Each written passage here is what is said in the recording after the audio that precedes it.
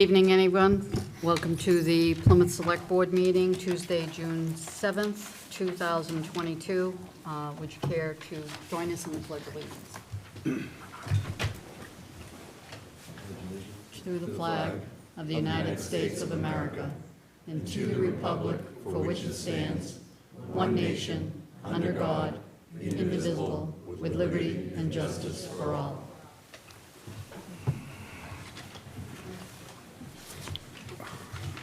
I'd also like to take a moment for a moment of silence for the folks in Uvalde, Texas, of that horrific shooting that happened a couple weeks ago. So if you'd join me in a moment of silence, please.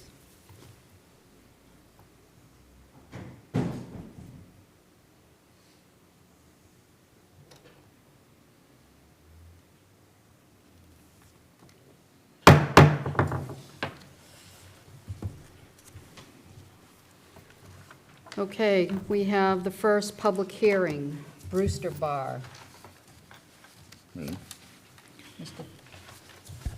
In accordance with Chapter 138 of the Massachusetts General Laws as amended, notice is hereby given that a public hearing will be held remotely or in person at Plymouth Town Hall, 26 Court Street, Plymouth, Mass. On Tuesday, June 7th, 2022, at 6 p.m. to consider the application for an, all annual restaurant license from Legacy Hospitality LLC, doing business as Brewster Bar, 46 Court Street, Michael York, manager. Description of premises will be as follows: 1,800 square feet, entry opens to the seating area, followed by a bar, workspace, and back bar, lounge area, 2 restrooms and kitchen. Basement will be used for storage. Anyone wishing to be heard on this matter should plan to attend this meeting. I now declare the hearing open. Anyone wishing to speak in favor of this? Sure. Can you go to the podium and state your name? Put it on silent. I'm Michael York. I'm trying to open up a kind of a premium end cocktail bar called Brewster Bar. Long story short, my wife and I, we've immigrated from Australia, and we're setting up home in Plymouth here in the next few weeks, hopefully. I've got a long history with dealing with spirits, particularly rum, mainly high-end spirits and things that people can sit and sip and enjoy, like neat whiskey and that sort of stuff. And having spent a lot of time in Sydney with a very sophisticated kind of cocktail scene, I think I can kind of bring a little bit of that to here, to Plymouth, and so that's kind of what I want to do. Set up a bar, a place to try and target more adults, mainly 25 to maybe 60-year-olds, and have a nice selection of whiskey, rum, tequila, mezcal, and gin. And that's what I like to do. Great. Anyone else? Any questions from the board? Yeah. I have a question. What kind of menu? It's a little bit of a work in progress. My background's mainly in the spirits, so I will be working with a chef. But conceptually wise, it's I want to bring in like a raw bar, some oysters and some shrimp and possibly lobster rolls and ceviche and that sort of stuff. Are you planning a 7-day operation? No, I think I've got a young family, so I think 7 days is not going to work. Probably between 5 and 6 days, most likely.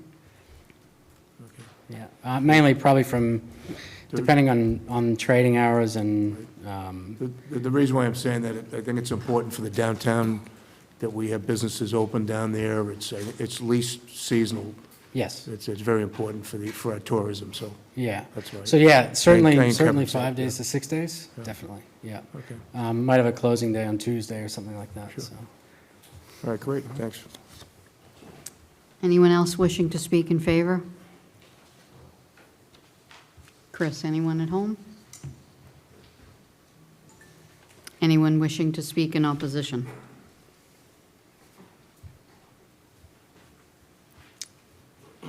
I'll declare the hearing closed and bring that back to the board. I'll make the motion to move it. Second. Motion by Mr. Bletzer, seconded by Mr. Mahoney. All those in favor? Unanimous. Thank you. Thank you. Okay, the next public hearing is for water and sewer rates. Mr. Beater?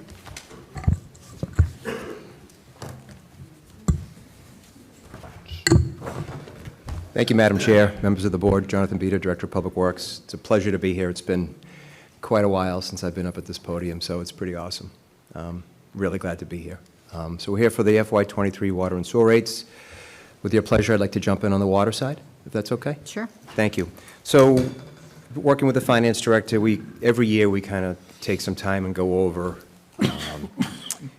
and kind of allocate and discuss, capital, debt. We look at, consumption, and we kind of look at, everything, holistically across the board on the water side, and we come up with kind of a basis in terms of increases to cover the enterprise fund. So, if this will work. Trouble.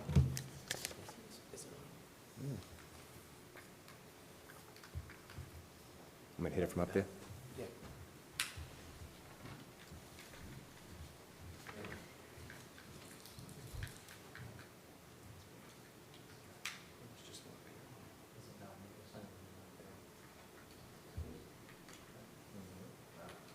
Okay, this is working. No, that was me.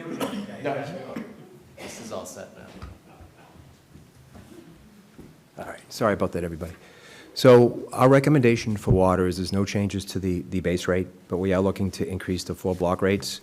The first block, we're looking to increase by 1 nickel from 170 to 175, which is a 3% raise. Second block, 8 cents, which is 3% from 266 to 274. The third block, 11 cents, which is 269 to 280. And then the fourth block, we're recommending a 4.5% increase, which is 16 cents, of 350 to 366. So those are our recommended increases for water, and those will generate enough to fund the enterprise fund with a little bit of a surplus left over in FY24. So that's our recommendation for the water rates at this time, and I'm happy to answer any questions. Harry? Mr. Beater, could you please explain to us the reasons for the need for any increase in our water? You betcha. So every year, like I said, we look at that and we look at, capital projects in a means to keep retained earnings healthy. Right now, we have a retained earnings balance in water of a little bit over $2 million, which is pretty typical for us. But mostly it's for capital projects and just for emergency purposes on the water side. We have significant work left to do. When you look at our water master plan, town meeting just voted money for main and federal furnace. We got a significant grant from EDA for management pipe upgrades, but there's still a lot more work to do on your water system. We have a very large and complex water system, multiple wells, multiple tanks, and miles of pipe that need attention all the time. So that's really why we raise those rates. But again, it's just really to fund your operating budget, your salary budget, and pay principal and debt. So that's why we're making these recommendations, Harry. Could you give us an idea of what the upcoming capital projects would be that this is going to help fund specifically? So for future years, we will be looking at a possible valve interconnect, which once the Manamet Pipe Upgrade project is complete, and again, we're upsizing a number of miles of road in Manamet. That project, hopefully we'll be able to bid in a couple of weeks. Once that project is done, we'll understand better the hydraulics and the dynamic overall in the water system to see if we can move water into Plymouth Center and the Bradford zone, which will alleviate firm capacity issues in West Plymouth. So that's kind of wait to be seen. We have a whole tank inspection plan for all your storage tanks. So I don't recall at the top of my head which one will be next, but you'll see another probably tank painting project in the spring, and we'll see several more water main upgrade projects in the coming years. Explain how this could contribute to whatever well issues we may have coming up. I think the residents of Plymouth need to know about the well situation. Yeah, sure. Another project that most likely will be coming up in the not-too-distant future is another well. A couple of years ago, we recently completed the Forgers Field well, which added 1 million gallons of capacity to the system. And we have 6 pressure zones in town, and we have a number of wells, and each of those wells really feed those pressure zones. We've had substantial development in North Plymouth, West Plymouth, and Manomet, and during peak demand in the summer months, August, usually when we're experiencing drought, we have an issue with firm capacity. What firm capacity is when you take your largest well offline, your ability to fight fires and provide domestic water really diminishes. So that's something that the DEP wants us to see you do a better job on. So with that, in addition to that, we have 2 permits with the state, 2 basins we're in, and we're allowed to pull so much water out of the ground. We're permitted to provide so much drinking water and water across the board. We have a hard time pulling enough water out to meet that demand. So we are definitely going to need another well. This town maybe need 2 more wells to satisfy demand looking into the next 20, 30 years down the road. Town meeting provided funds a couple of years ago to kind of start doing some water needs forecasting. We've been doing that, really kind of honing in on those well sites. So part of this money that we're going to raise by increasing the rates will cover the installation and costs of a well. We can use retained earnings for that. We can use retained earnings to buy capital equipment, i.e. a truck. So your water system is continuing to grow as the town grows. So we kind of really need to keep that harmony, balance, if you would, with the rates.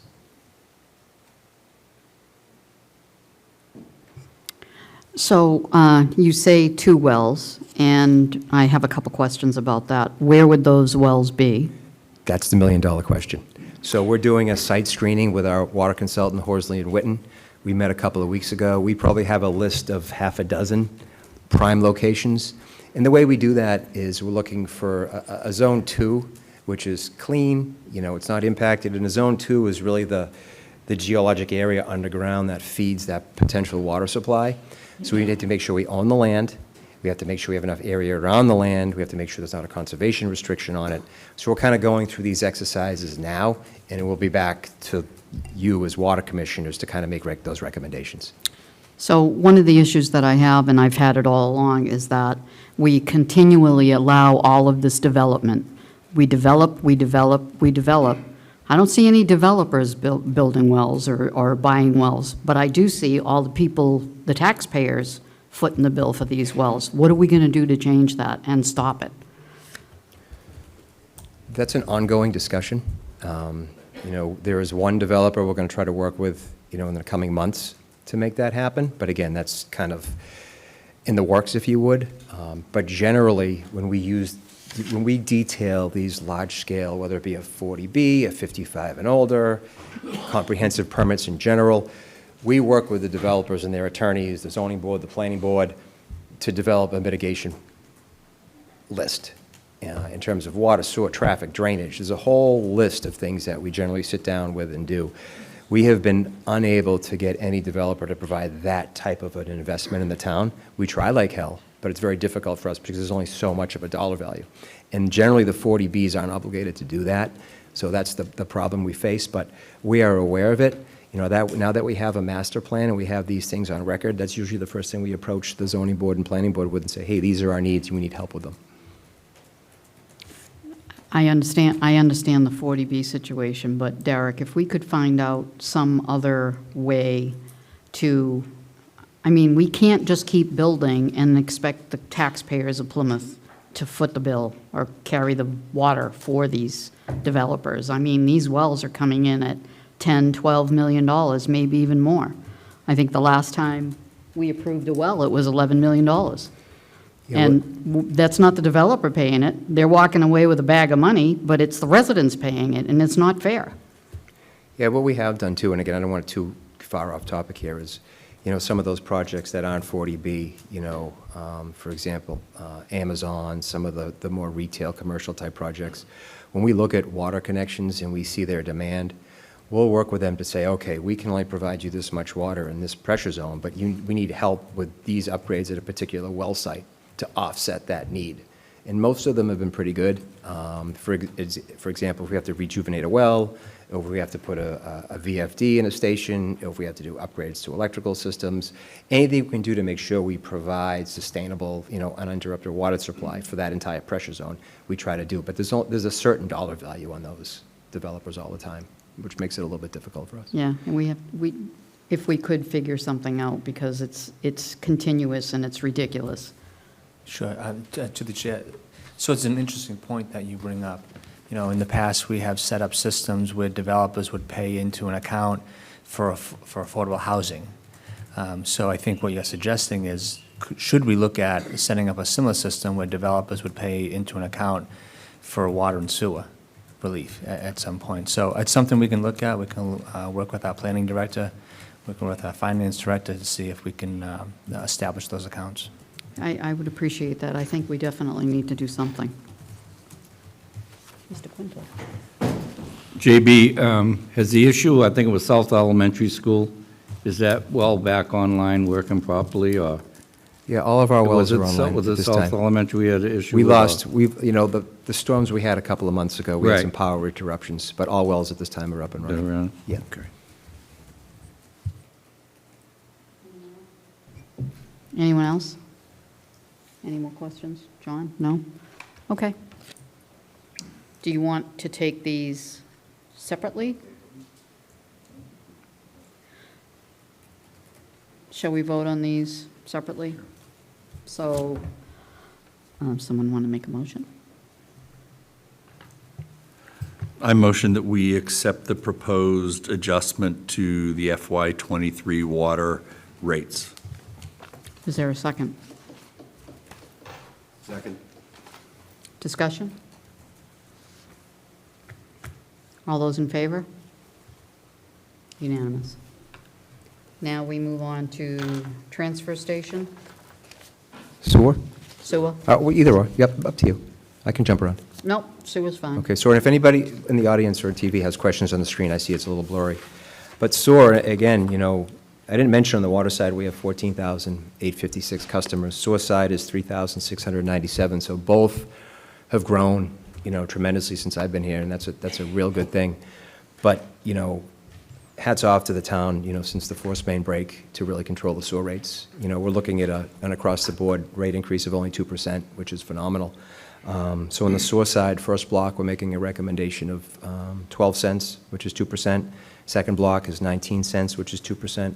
Third block is 21 cents, which is 2%, and then 25 cents. So those are the recommended increases on the sewer side in terms of adjustments.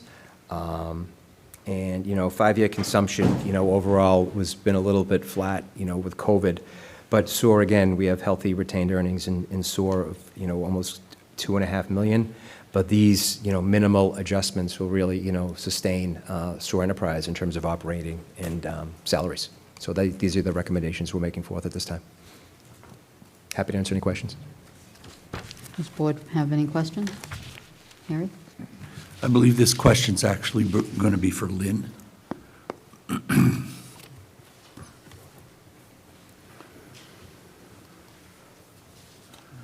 Thanks, Lynn. Can you explain where we are in I remember a few years ago when you were projecting the costs of the borrowing for the repair to the sewer system, there was a period where it was the impact was going to begin transferring to all residents of Plymouth, not just the taxpayers. Did that ever happen? Did we go a different route? So initially, because we were trying to work out a borrowing plan with Massachusetts Clean Water Trust, we weren't sure when all of the debt was going to hit the Sewer Enterprise Fund. We thought that it may have to hit sooner rather than later, but they worked with us over the years in bringing that on. So all of we've borrowed long-term for the new force main and the redundant main.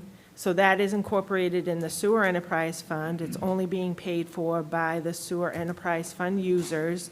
It's never been carried across to other taxpayers or anything like that.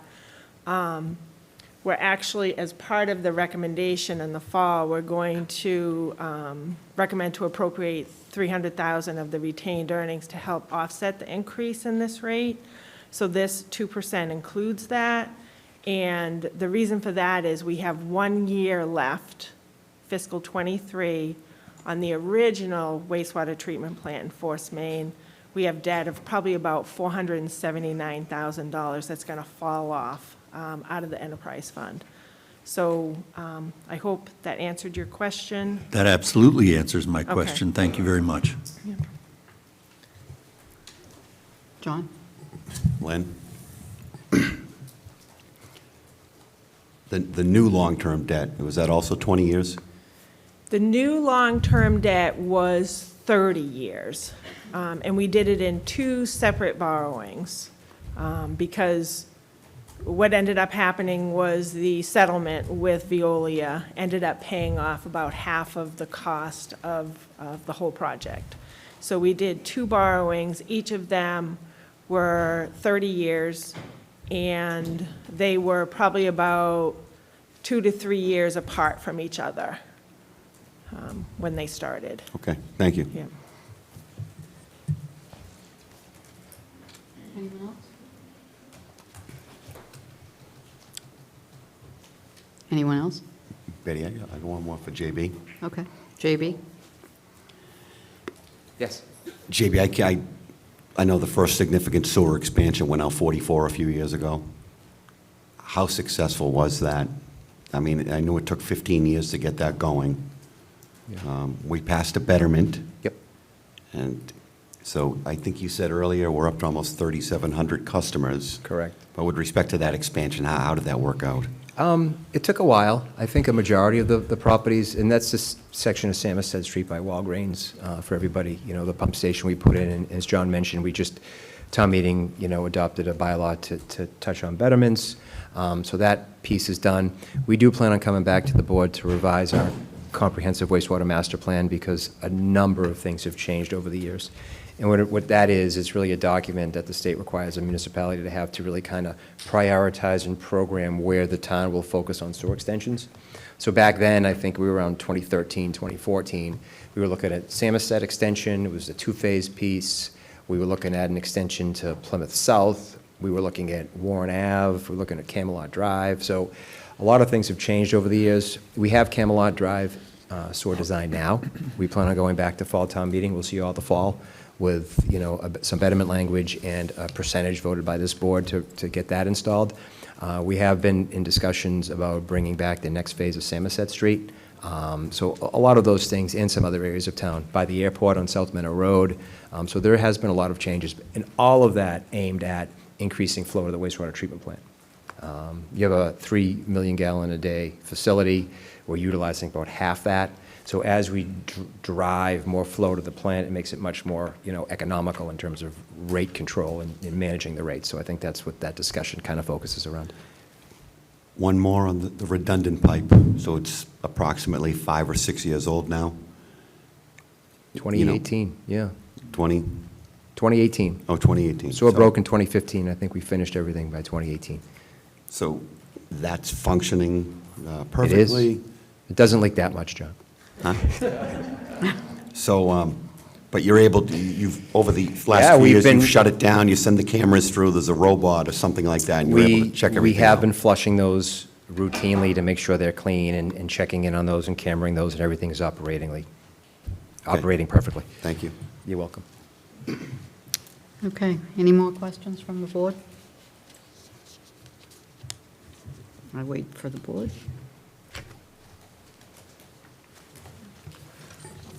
I move we accept the proposed sewer rate adjustments for FY 2023. I'll second that. Discussion? All those in favor? Unanimous. So now next is the transfer station, correct? Yes. So the last rate adjustment part of the hearing this evening is on the solid waste rates. This is for your transfer station operations. So these are all the categories that we have across the board. The red are the recommended adjustments. So we're looking to make adjustments to the one-year transfer station pass, which is currently at $180. We're looking to make an increase of $10, so the new rate would be $190. 4-month seasonal pass, which is at $80. We're making a recommendation to increase that by $5 to $85. And then recycle-only sticker, which is at $10. excuse me, at $40, we're making a recommendation to increase that by $10 to a total cost of $50. And, you know, a little bit different than water and sewer, you know, we have about, I think we have 31 and change users at the transfer station now, which is not bad considering it's been kind of, you know, etching up every year, which is nice to see. But the recycling market changes. We have a contract with CMAS that will expire in 2025, which, you know, we pay a tipping fee.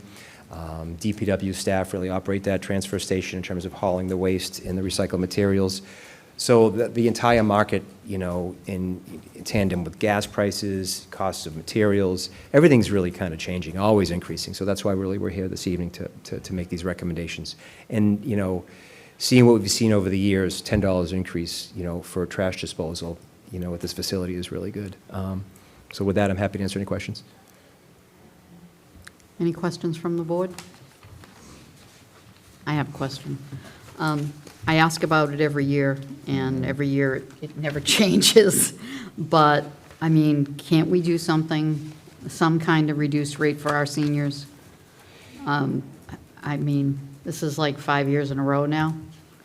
So, and I understand that, you know, we have costs and everything, but, you know, we have to give them some relief. And I think the conversation that we had last year about these prices for our senior citizens, which is what created the senior task force, the senior working group task force, to find relief for our senior citizens. So is there anything? You know, I'll give you the factual data, and then that's a decision that this board needs to make. In 2011, we really started looking at trash in Plymouth. Everything was kind of out of place, if you would, in terms of managing it so it ran smoothly and you know, effectively. If you provide a senior discount, somebody has to cover those costs. So if you provide a $5 or a $10 discount to a senior citizen, another individual has to make that up somewhere in the enterprise fund. All of your enterprise funds, none of them are subsidized by the general fund. That wasn't the case years ago, which is part of the whole reason why we don't provide a discount. And the other biggest piece is we don't know how many seniors use the program. We can't give you a good estimate to say, you know, out of the 3,100 and change, 200 may qualify. We don't know. So that would really provide an increase, which would require an adjustment at fall town meeting, which could be substantial. And so that may be problematic. But that's typically why we haven't kind of gone back to the elderly discount, or the senior citizen discount, if you would, on the transfer station side, Betty. I understand what you're saying, I just don't like it. So. Do you have anybody have any other comments? I just have a question. JB, why are we going up on the recycle rate? I mean, doesn't the town receive revenue from that, and we should be trying to promote that? I mean. Yeah, so again, remember, we use the bags to promote recycling, and you know, it's interesting, our tipping, our overall tonnages have gone down over the years. We were one of the worst towns in the state years ago. You know, we've kind of surpassed many communities, which is fantastic. But the recycling market is still out of whack. You know, after the whole China sword thing a couple of years ago, the waistband, you know, recyclables, certain materials we make money on, certain materials cost us money. So a majority of those materials that we're getting rid of still cost us more. That's why we need the increase to cover those costs. You know, what's changed is the value of cardboard has gone down, the value of, you know, paper has gone down, commingled cost us, glass cost us. You know, years ago we got money for glass. The value of metal has gone down. So all of those things bring up that $10 in the recycling increase, Dickie. Because when you think about it, we're trying to get the community to recycle, and the more it goes up, they're probably gonna have an adverse effect on, you know, I mean, they're gonna say, you know, why should I bother? Right, but I mean, we know why they should bother, but. yeah, I just want to touch on that too, though. A lot of the private haulers, and there's over a dozen of them in Plymouth, they charge a quarterly fee or an annual fee, significantly more than that, $190, but that's because they have to pay for the disposal or the removal or the proper disposal of those recyclables. You know, here, yeah, we only want to charge $50 to get rid of that recycling piece. They're still saving money because they can tell their hauler just to get rid of the trash. So there's options there, which is a benefit to the town. I just want to comment that JB's right, our tonnages have gone down over the years because of the use of the bags. So people are incentivized to not throw as much away in the trash bag and to recycle. And all the revenue that we receive from the recycling goes into the Solid Waste Enterprise Fund and is used as a funding source to offset the increase in this rate. So all those factors are taken into consideration. So it's really important to keep the bags, to encourage the recycling.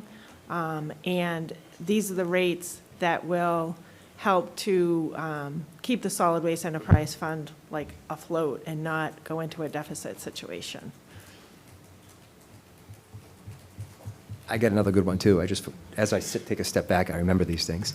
And we run a recycling program. We have 2 attendants. We operate the equipment. We drive the recycling places. The cost of fuel is going up. That's another piece reason why we need to increase. You know, our salaries go up, our operating expenses go up. So all of these components really, you know, drive revenue back into that enterprise fund. But I still think, actually, if it were me, I would make it 0, because that way you'd have everybody recycling more. And the more that recycle would bring down the tonnage even more. But I could be wrong, but. Yeah, if you I mean, I keep hearing in the midst of it all that part of the increase is to support the budget. I mean. because it costs us money to get rid of those materials, if you zeroed out that recycling-only line for that portion of the program, and let's say I signed up, and I have a recycling sticker, I'm dropping off 20 pounds of recycling every week, and it's costing the town a couple $100 to get rid of it. That's a loser. That's typically, and that's why we're charging the $50 for those recycling stickers, because there's a cost to the town to get rid of the product. If we reduce the recycle only to 0, then we would have to increase the regular transfer station rate by $13. So, When you say these rates for the transfer station, are there any vehicles in this budget? Are there any payloaders in this budget? Is there any tractors in this budget? I mean, I see you shaking your head, so, I mean, over the years, I've seen, you know, they never used to be, years ago.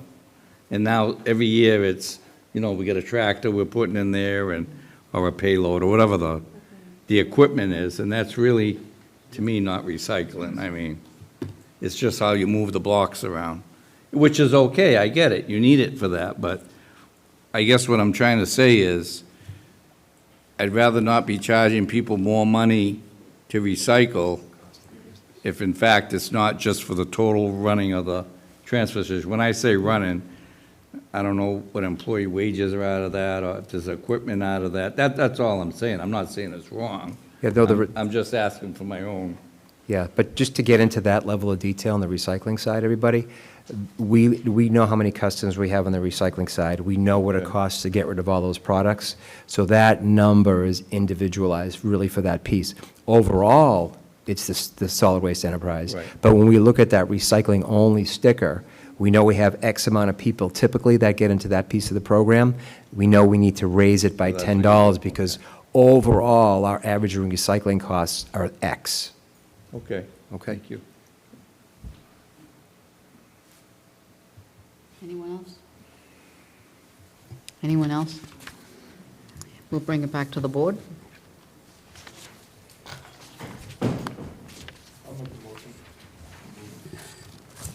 Second. Motion by Mr. Blitzer, second by Mr. Mahoney. All those in favor? Opposed? None. Passes. Thank you. Thank you very much.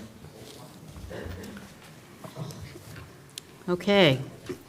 I am going to put the woodlot and dog parks on every single agenda so we can have this many people here from here on out. How's that? So we're going to go into this hearing with the public woodlot. This is more of a reaffirmation of the letter that the Select Board sent to the Gaming Commission last week or the week before.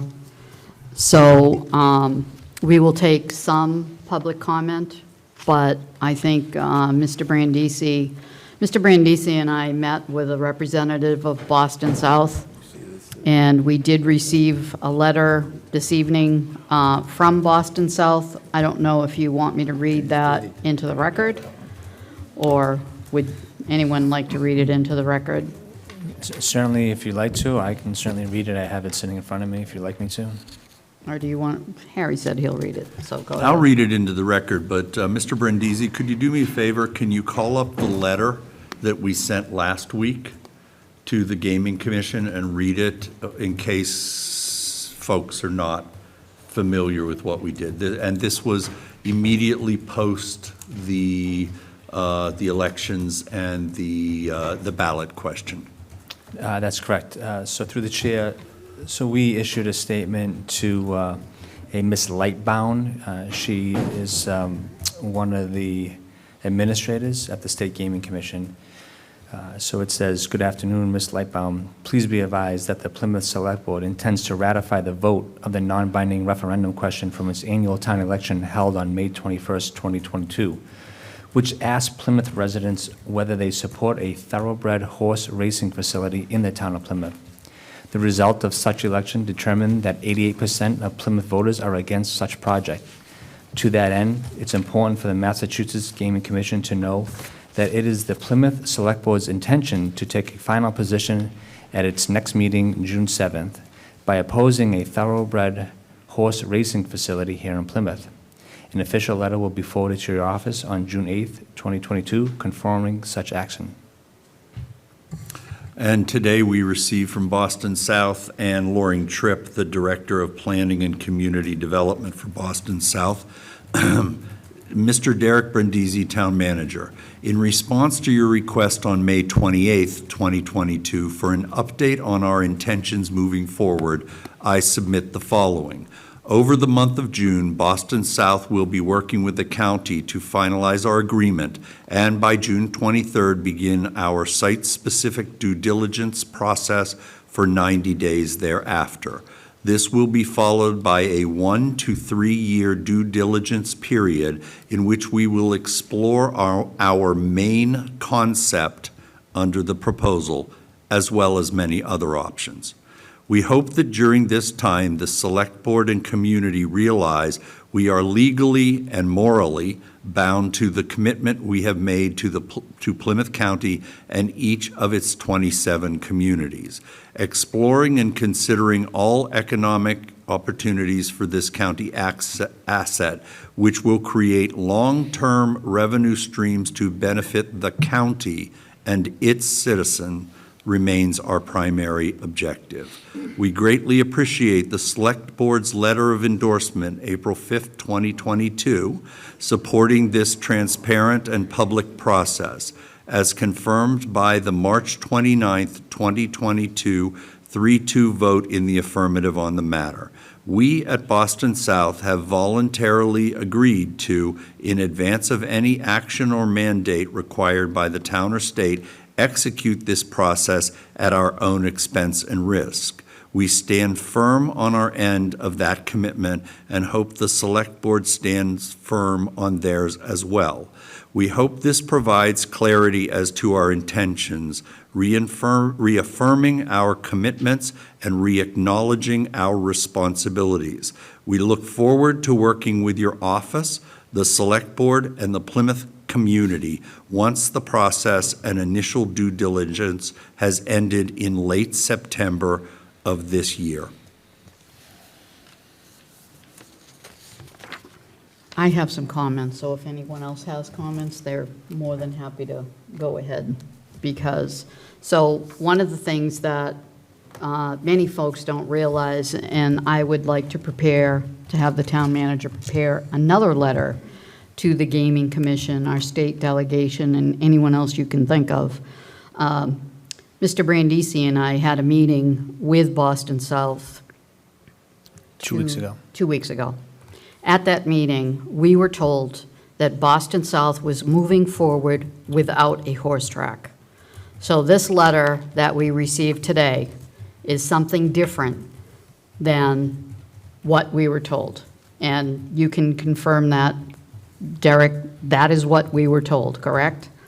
That is correct, yes. So with that being said, not only would I like the letter that we initially sent to the gaming committee, I'd also like explicit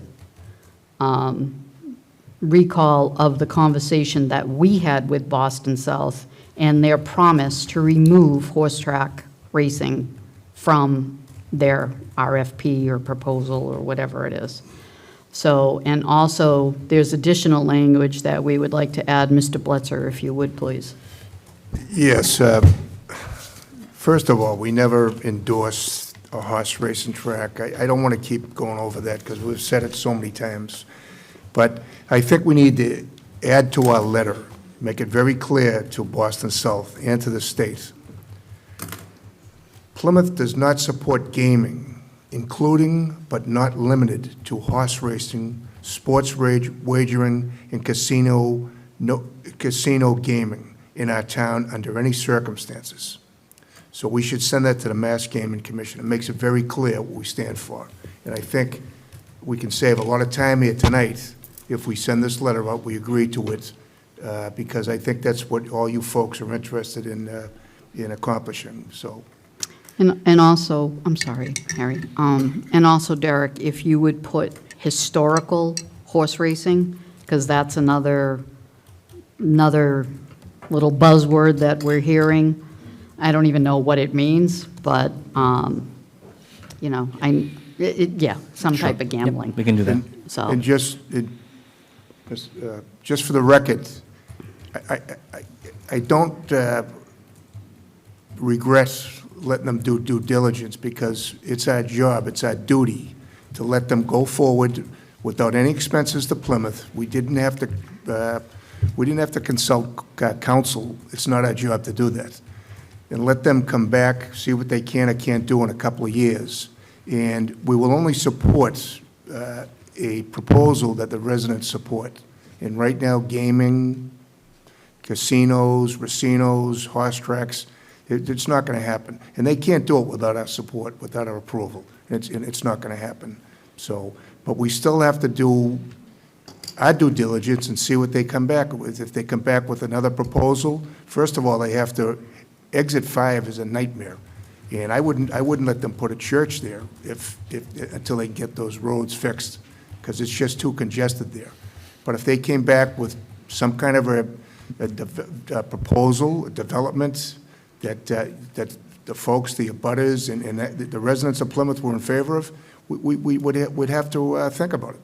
But right now, it doesn't look like that's going to happen. But I don't regret us. I'm not going to say that I'm sorry that I let them do the due diligence, because I think it's our job. We need to look at ways of getting some kind of commercial economic development into this town to help stabilize our residential taxes. Thank you. Harry? Yeah, I'd just like to, Derek, I'd like to point out that I believe it's required, per Mr. Bletzer's statement, we have to be specific about where. We can't, for the purposes of the racetrack and the racino, if you will, or any ancillary gambling, we have to be clear that we are voting to tell the Gaming Commission that the Board of Selectmen, in a hopefully unanimous vote, rejects what Mr. Bletzer said on the county woodlot and the 3 parcels delineated, the Balboni, the Silva, and the woodlot. Yeah, we certainly, through the chair, we certainly can identify the parcel IDs. That's as specific as we can get. Yeah, they will not accept a letter saying that the Board of Selectmen rejects the wording that Mr. Bletzer had throughout Plymouth. That's not apropos to this subject. Sure. Okay, just wanted to clarify that. And I just wanted to just kind of clarify a couple things that came out in my mind when I read this letter earlier today. They talked about the due diligence period, and I just want all the residents to understand, this is not over with. We will explore our main concept under the proposal. Okay, under their response to the RFP, that is their proposal. We will explore our main concept under the proposal. Their main concept was a racetrack, period. Pretty clear. I also thought it was interesting that they said they are going to explore and consider all economic opportunities for this county asset, which will create long-term revenue streams to benefit the county and its citizens. The county citizens, not the citizens particularly of Plymouth, who are going to have to deal with this for the rest of our lives if it comes through. I'm insulted by this statement. And I'm going to make it really, really clear for any of the members of Boston South who may be listening or watching this, how insulted that I am that they've actually backtracked even further from their lack of commitment to the people of Plymouth. So they've actually gone even further backwards. And I like that the creating long-term revenue streams to the benefit of the county and its citizens remains their primary objective. How noble of them that profit is not their primary objective. So I find this whole section of the letter to be incredibly insulting to the board, to all residents of Plymouth, and I just needed to make that statement. Thank you.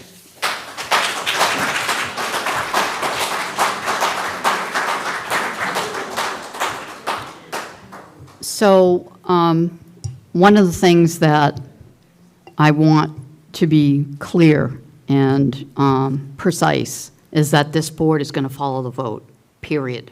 There's nothing more. We're going to follow the vote. 88% of the people said there's no horse racing. There's no horse racing. And I believe that this board will do everything in their power to fight that.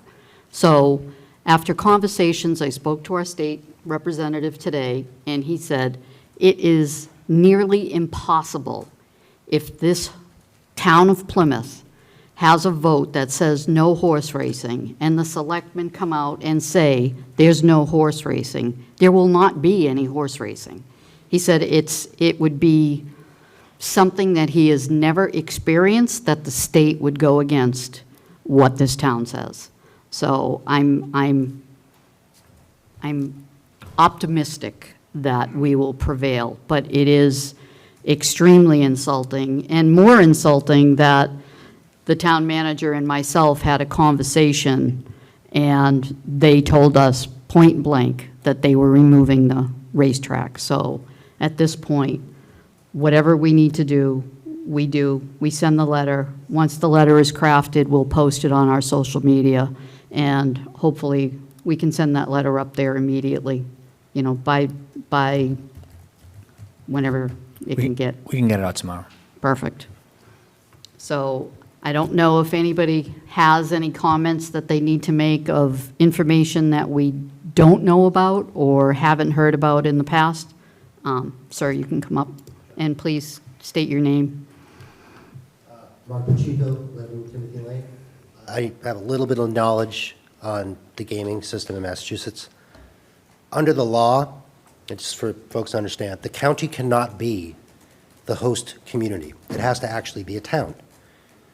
Under that provision, the town must vote, but also you have to agree to enter into negotiations.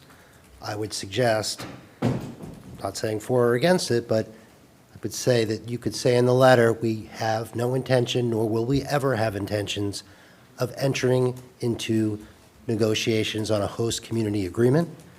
If you do that, the gaming commission can say, you can never get the license. They won't talk to you. If you put that in this letter, I think you kill it. Thank you. Derek, would you check with legal counsel to be sure that we can put that information, that statement in the letter, please? Yep, I can do that. Thank you. Thank you. Just, Mr. Mann and then Ms. Davis. And if you'd just state your name for the record. Oh, Thank you, Oh, Madam Can you hold Chairman. on just a second, Frank? I'm sorry, the board. Mr. Mark, Le- I just want to respond, just so you know, the information I got, the wording I got was from the former Senate President, Terry Murray. So I think the wording we have is pretty good, so, I mean, I think we all trust her judgment, so, thanks. to actually agree to, if Right. speaking out of turn, so. Yeah. Yeah. You have to agree to enter into negotiations for a host community agreement. If you do not enter into those negotiations, there can be no agreement, or there can be no ban. Just one more thing. Chris, would you do something about the AC in here? It's like pretty hot. Thanks. It's like, whew. Frank? Thank you. I see an opportunity in this moment in the letter from Boston South and in the reliance on the county. I think from the beginning, the county's actions have been scurrilous. When they talk about a service to the county and really are indifferent to the problems here in Plymouth or the concerns here or the rejection, the overall rejection in Plymouth. One of the things that the county depends on is the support of the 27 communities that make up the county. And there's an advisory board. I don't know who the representative here is that goes to those advisory board meetings, but I believe that there's probably very few of those communities in those 27 that represent the county that would want this same thing in the midst of their community. And I would say, let's go to those communities and let's get them to tell the county, which supposedly represents those people, that they are opposed to this as well, and then they won't have any grounds to stand on. The thing I'm most worried about from the beginning is not that this will eventually happen. I share your belief that once you have taken the actions you've taken and the letter you're going to write today, that this will not happen. Nevertheless, that means an extended period of pain for a lot of people, not only for yourselves, but for all the people in this community that are going to work very hard and have better things to do, more positive things to do for this community than fight something that should never have been considered in the first place. Thank you.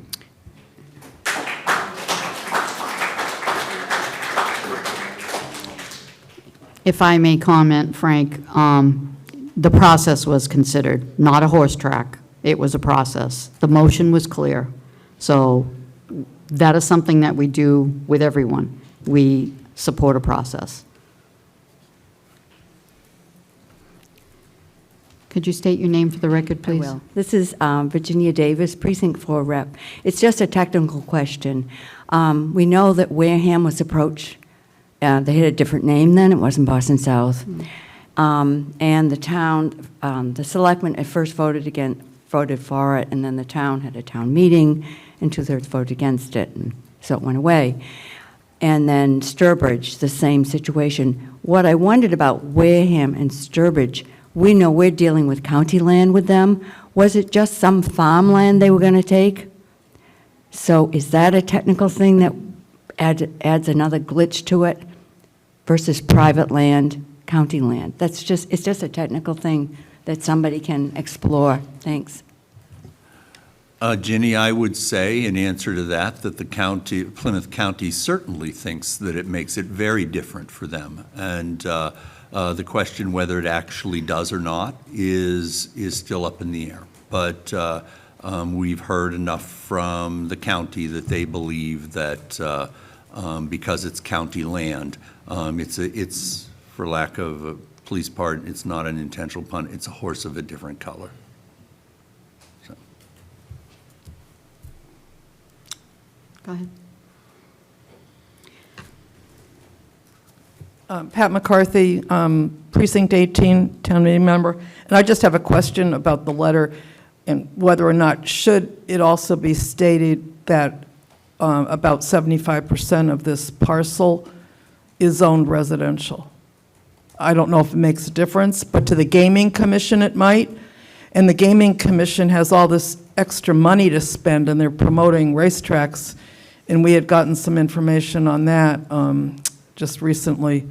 So I just am concerned that if they have this $20 million sitting around, and supposedly Boston South had been in contact with, anyway, but I'm just asking about the residential piece, because I think that, to me, is important in terms of that particular land. So, thank And you. that's where our wonderful town meeting comes in. Correct, but in terms of, in stating our facts of why we, as citizens who did choose to vote unfortunately, it's non-binding referendum, but it was a referendum question. So I think that was certainly something that was of concern to citizens who voted no.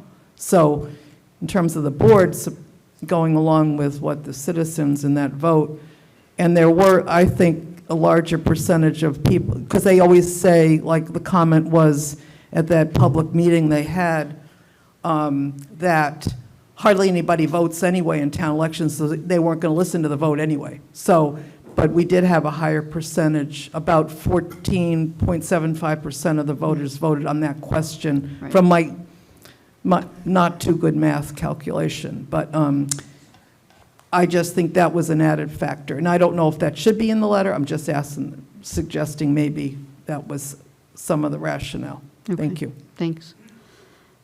Derek, if you see that, the importance of that, would you please add that? And now, back to the board, or unless there's any more comment on the woodlot. Okay. Back to the board. Obviously, Derek is crafting a letter.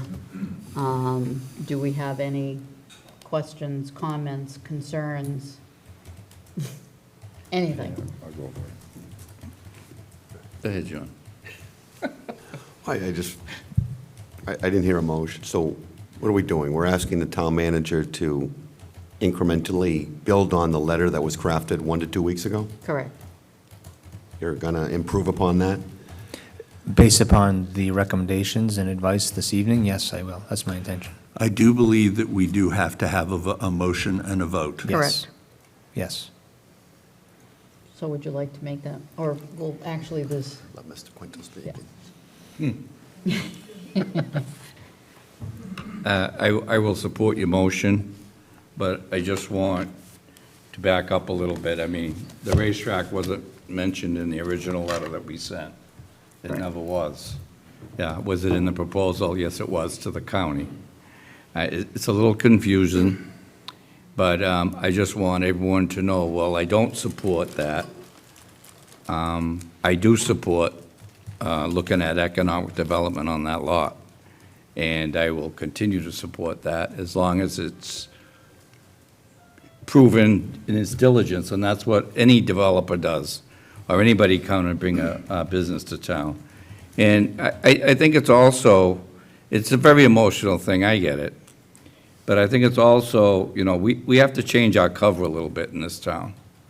Or we're going to be a bedroom community, and if you're all happy with that, then that's the way we're headed. Nobody likes to see the 300 units behind the restaurant depot. I'm also told, and, you know, was it spec'd out? It wasn't. That 100 acres would bring in $2 billion annually to the county if it was 40B. So a lot of people have done their homework on just touching things. So I say, the first thing I ever said to them was, you need to address the traffic, and they know that, and that's what this process is.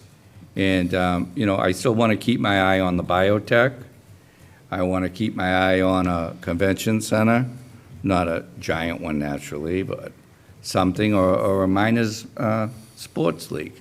I don't want to throw everything out the window, because I think once, I mean, and the community will decide, in the planning board and all the boards that it has to go through.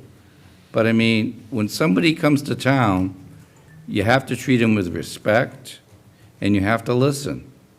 I mean, that's just the way, that's the way I operate. And while I'm talking a little bit about this, I'll give you a couple of examples. Economic development on Cherry Street, next to Amazon, there's a big parcel over there. Roundtree Corporation, which owns a Hyundai in North Plymouth, formerly Skazi's, Buick Pontiac, has been trying to put up a $5 million dealership up off of Cherry Street. They were almost ready to walk 3 weeks ago. Well, I can tell you exactly when it was, right before we reorganized. I got several phone calls that week from different developments all over Plymouth, large and small. Concerns about the hoops that they have to go through to build something in this community or to put a $5 million investment. I know people laugh and they joke, they say, well, they're corporations. But this is what the people a lot of the people in the community are upset about. Come back here when we set the tax rate. Sit in the audience and listen to what the people say and why our taxes, there's a great imbalance with that. I'm not saying develop the whole town. Hey, I was born here. I love this town just as much as everybody in this audience. And I try every day not to make a wrong decision, but I'm not perfect. But it's my job, speaking for myself, not the board, when somebody comes to me with something and has a proposal for the town, this is where I bring it. I mean, I brought it to town meeting. If I was a sneaky guy, I wouldn't have said a word. But if you listen to what I said there were possibilities, and that's just the way it still stands, I hope. And because the last thing I want to do is agitate developers so that they do something we really don't want them to do. And you're going to hear about that when we get to, we're going to be discussing the Chiltonville. You're going to hear some more disturbing news tonight about that. So I keep my eye on the ball. Look at Water Street, one of the reasons I ran. They're going to put the new marina in, and that guy's got a right to do that. But you want to lose the frontage, the facade of that building? I know there's been talks, and I'm hearing there ain't talks, and I heard it got thrown out the window in my terms. I mean, I'm going to bring up on a new business tonight, expanding the historical district. America's hometown, and we probably got the smallest historical district in the country. Just saying. So, I always support what the people want, but I'm also cautiously about, economic development and in the right place. I mean, in my eyes, it abuts an industrial park. It abuts a sewer treatment plant that still has $1.5 million gallons flow a day. And, I'm not saying develop the whole thing. I don't know. I don't know what they're going to propose. But let's be open-minded a little bit. We know about the horse race, and we get it, and I agree with you. But let's not throw everything out the window and get something we really don't want. And we know the traffic and the issues, and, but I mean, the town has got to, in the boards, I should say, have got to work better with business. I mean, it shouldn't be it's like it's a fight, and I don't know why it has to be that way. And I see a newly elected planning board official in my audience, and I'm hoping that he brings some light and, just be a voice also for business, because that's what it takes for a community. And we're not going to get anything on the tax rate until we change our way. So, I mean, I gave you 2 examples. I can give you 3 more, which is one of the reasons I decided not to be the chairman this year, because I couldn't take any more phone calls that I know were just totally wrong. And so that's why. So you gave them to me. Yep, that's all yours. So I'm still here, and I'll still be a voice, and I always want to be open and honest with the people. You don't have to agree with me, but, there's the big picture we have to look at, too. Harry? So that we are technically correct, I'd like to make a motion. I motion that a letter is constructed and sent to the State Gaming Commission expressing the Select Board's total opposition to a thoroughbred racetrack located on the 3 lots known as the County Wood Lot, the Silva Lot, and the Balboni Lot. Is there a second? Excuse me, I'll second it for discussion. Discussion? That would be parcel 088-000-054-000, 63 Camelot Drive. So the only thing I would interject is this something that, are we limiting ourselves to just the county woodlot and the subsequent parcels, or do we want to do something wrong with the whole community? That would have to be under a totally different thing. The Gaming Commission is quite clear in the state statutes. We must be specific about the land that we are saying that it cannot be on. We must be specific. Now, if you would like to bring that up for a discussion at a next agenda, Okay. I'll get with the chair on that. Okay. So we had second. Any more discussion? All those in favor? It's unanimous. And we will post that letter as soon as we have it tomorrow on the town website, and hopefully all of our little Facebook friends will grab it and share it. Right, Steve? Both Steves. So now, next is public comment. Sure.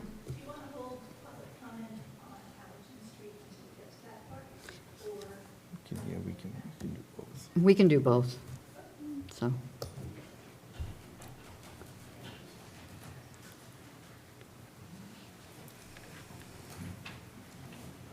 let's get on here.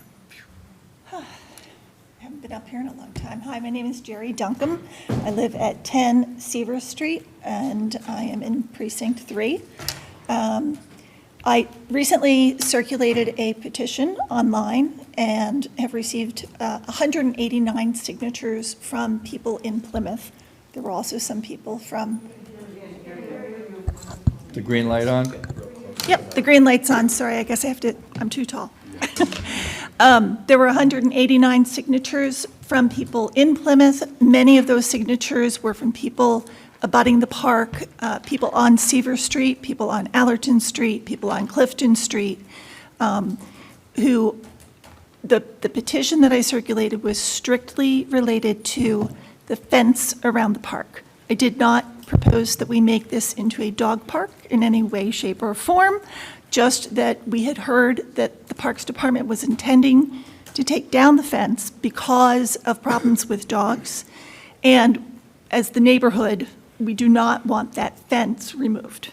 My petition did not suggest that we divide the park, although I think that, personally, I think that's a good solution. But the idea of taking that fence down is really a bad idea for a number of reasons. So that's all I can represent on the petition. Myself personally, I would like to say that I don't have any issues, and I've noticed many people in the neighborhood don't have issues with the dogs at the park. There are others who do, and I do not find that to be unfair. I think, there are certainly reasons why it's not the best location in Plymouth for a dog park, and a previous board has already gone through that and selected another location once. So I hope that can move forward, but I'd really like to see them just leave Allerton Street Park alone or divide it up and, protect the playground so that the dogs are not in the playground area. We'd also like to ask that the DPW return the gates and the gate latches that they removed from the park over the last 3 months, because they felt if they removed the gates and the latches, that would allow the dogs to run out into the street, and it would discourage people from using the park. So we'd like those returned, if they could, please. And we'd also just like to ask that they try to maintain it as regularly as possible. Every summer I've been there, they have, come and mowed that lawn once a month like clockwork, but it could use a little bit more than that. So we see them 5 times a year, then all the leaves get picked up right after Thanksgiving. If we could just have a little bit more maintenance of the park, I think that would be a great thing. And that's it. Thank you. Thank you.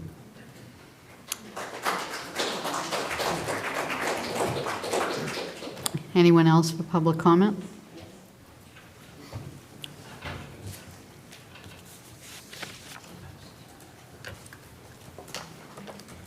Steve Lane, I live down in South Plymouth, and a number of years ago, a development came in, it was called Redbrook and A.D. Makepeace.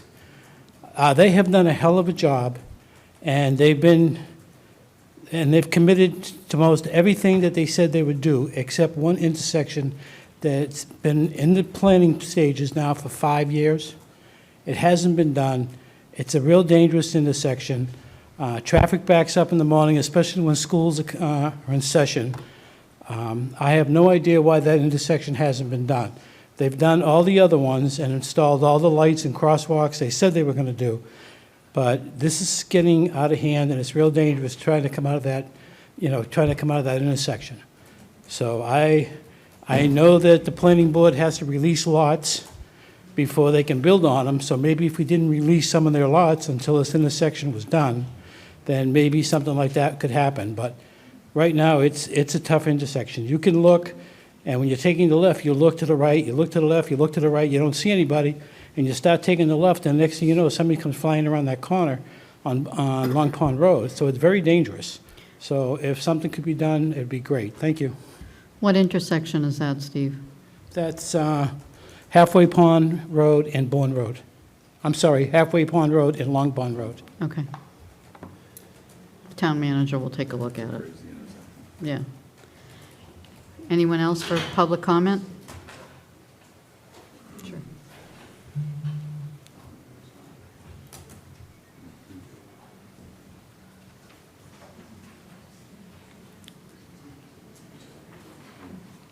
Would you please state your name for the record? My name is Kate Sakarik. I live at 26 Bradford Street. I'm a member of the Bradford Area Commission. We've been involved in the Safe Harbor Marina's plans to demolish and rebuild an historic waterfront building since December of last year. I just would like it officially noted here that the neighborhood, as well as Plymouth residents at large, are not in support of Safe Harbor's current plans to build an enormous national brand design warehouse within the waterfront village. Despite numerous attempts to negotiate a common ground proposal that included preservation, and despite being instructed by several town boards to work with the community, Safe Harbor's attorney has shut down all discussion and any efforts to preserve the historic site. We have been fully supportive of Safe Harbor's business needs and right to make their purchase a success. However, we intend to continue to fight this building plan with every opportunity and all available means necessary. Thank you. Thank you.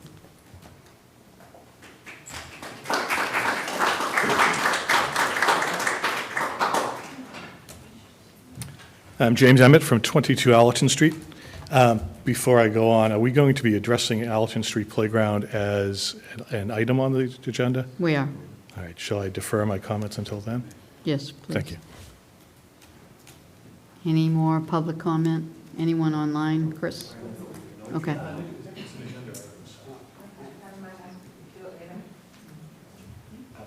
Sure.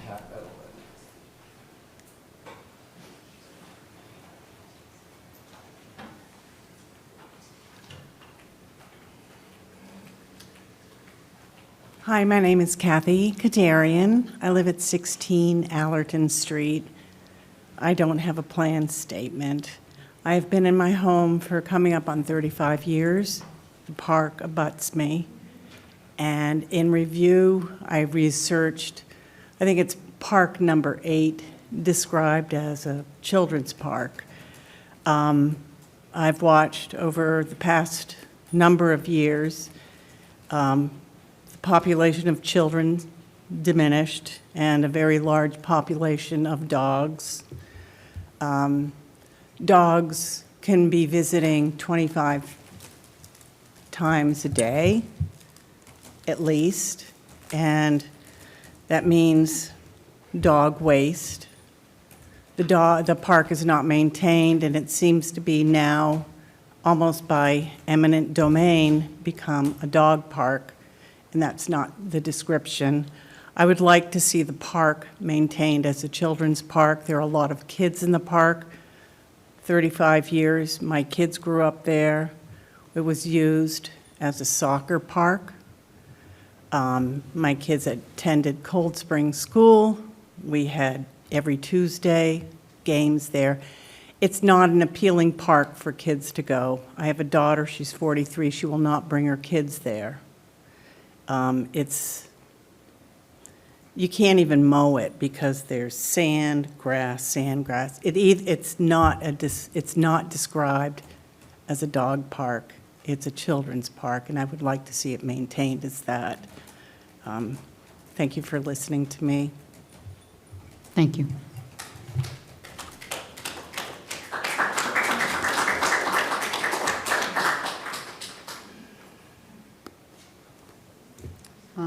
Anyone else? Pat Edelman? No. Is there going to be a specific item for comment about the park? Yes, there are, it's, let's see, 1, 2, 3 more items down. Sure. Sure. Okay. Next is the 4th of July celebration update.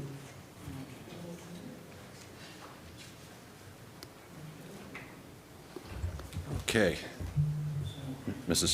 Or Madam Chairman, I'm sorry, or Chairwoman, I'm sorry. Thanks for having us in tonight. We'll do a little vibe change here, I think, a little bit. So we just wanted to come in and just kind of give you an update a little bit as to where we are. We're definitely on track for our goal again this year. We're taking last year as an outlier, we're on track about where we usually are with funding. I believe we'll get there. We had a number of corporate sponsors come in recently. We have the Cottage Commerce Center, South Shore Race Management, Alden Park, Dunlap's Oil and Gas. And as of this week, we received our largest sponsor, it's America's Hometown Sponsor is what we call that, from Tech Etch. And then we also had a Liberty sponsor come in just a little while ago while I was sitting here from Navita System Integration. So the businesses are starting to come in, which is a huge help, but we have also received, even today, a number of individual donations. But we can always do more with more, as we all know, discussing, taxes and our water rates. We can always do more with more. So if anyone is out there listening and watching this evening, we do accept donations online at July 4, the number 4, Plymouth.com. And we also take it by check as well. So you can send that to our P.O. Box, which is P.O. Box 1776, Plymouth, Mass. 02362. I'm just going to run through kind of the quick events of the day, and I'll let Anne Marie speak to the road race, because I'm sure that there'll be some concerns about that as far as road closures and what time.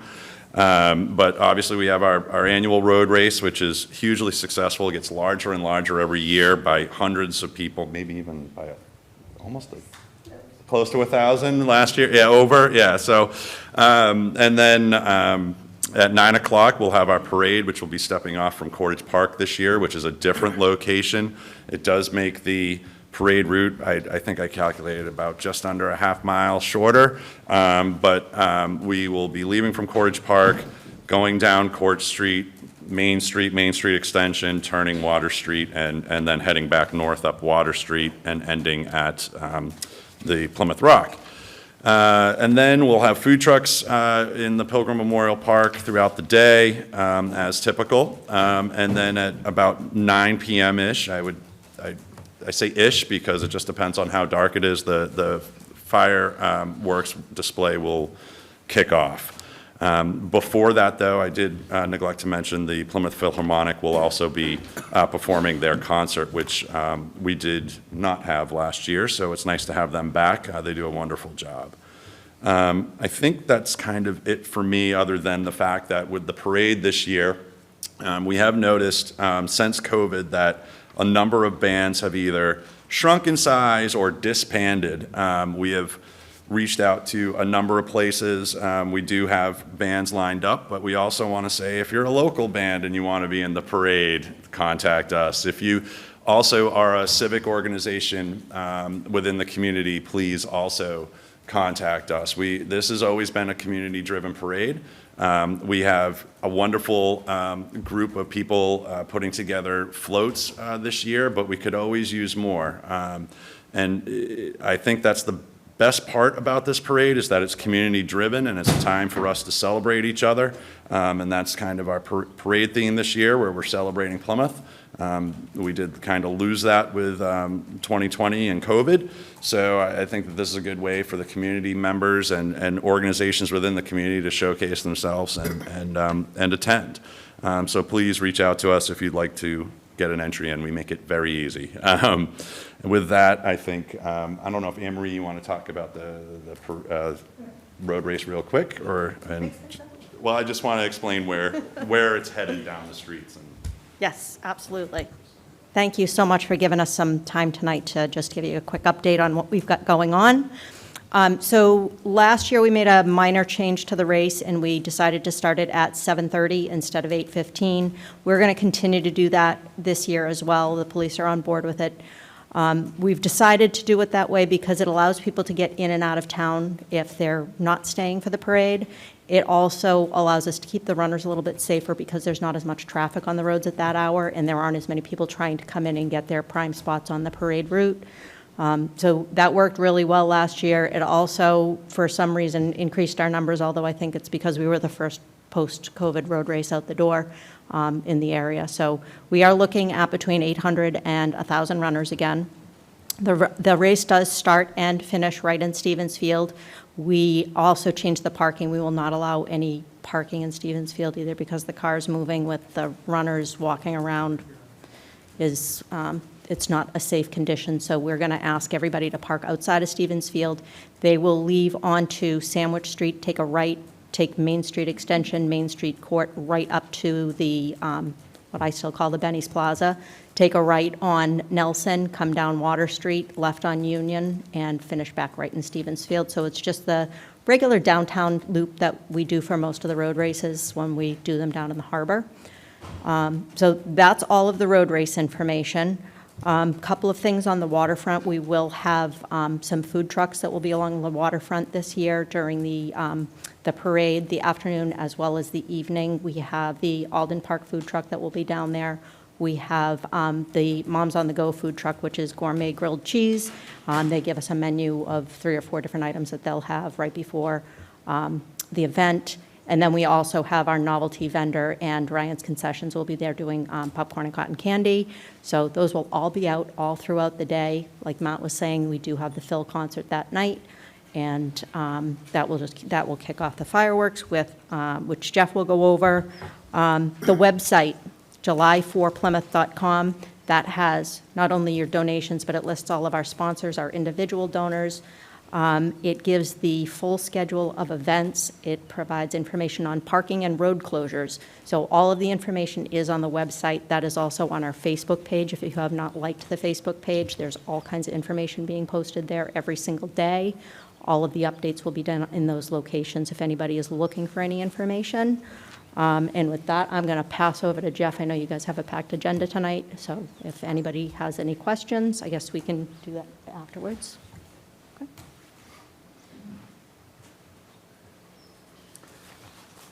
Good evening. Thanks, Emery. Good evening, everyone. We have a thumb drive, but we know things are queued up here, so I brought up a backup map of the parade lineup. As many of you know, for the last several years, we are in a parking lot at the northern end of the town, but it's now Moonrise Cinemas. So it's difficult to put 2 groups together in the same place.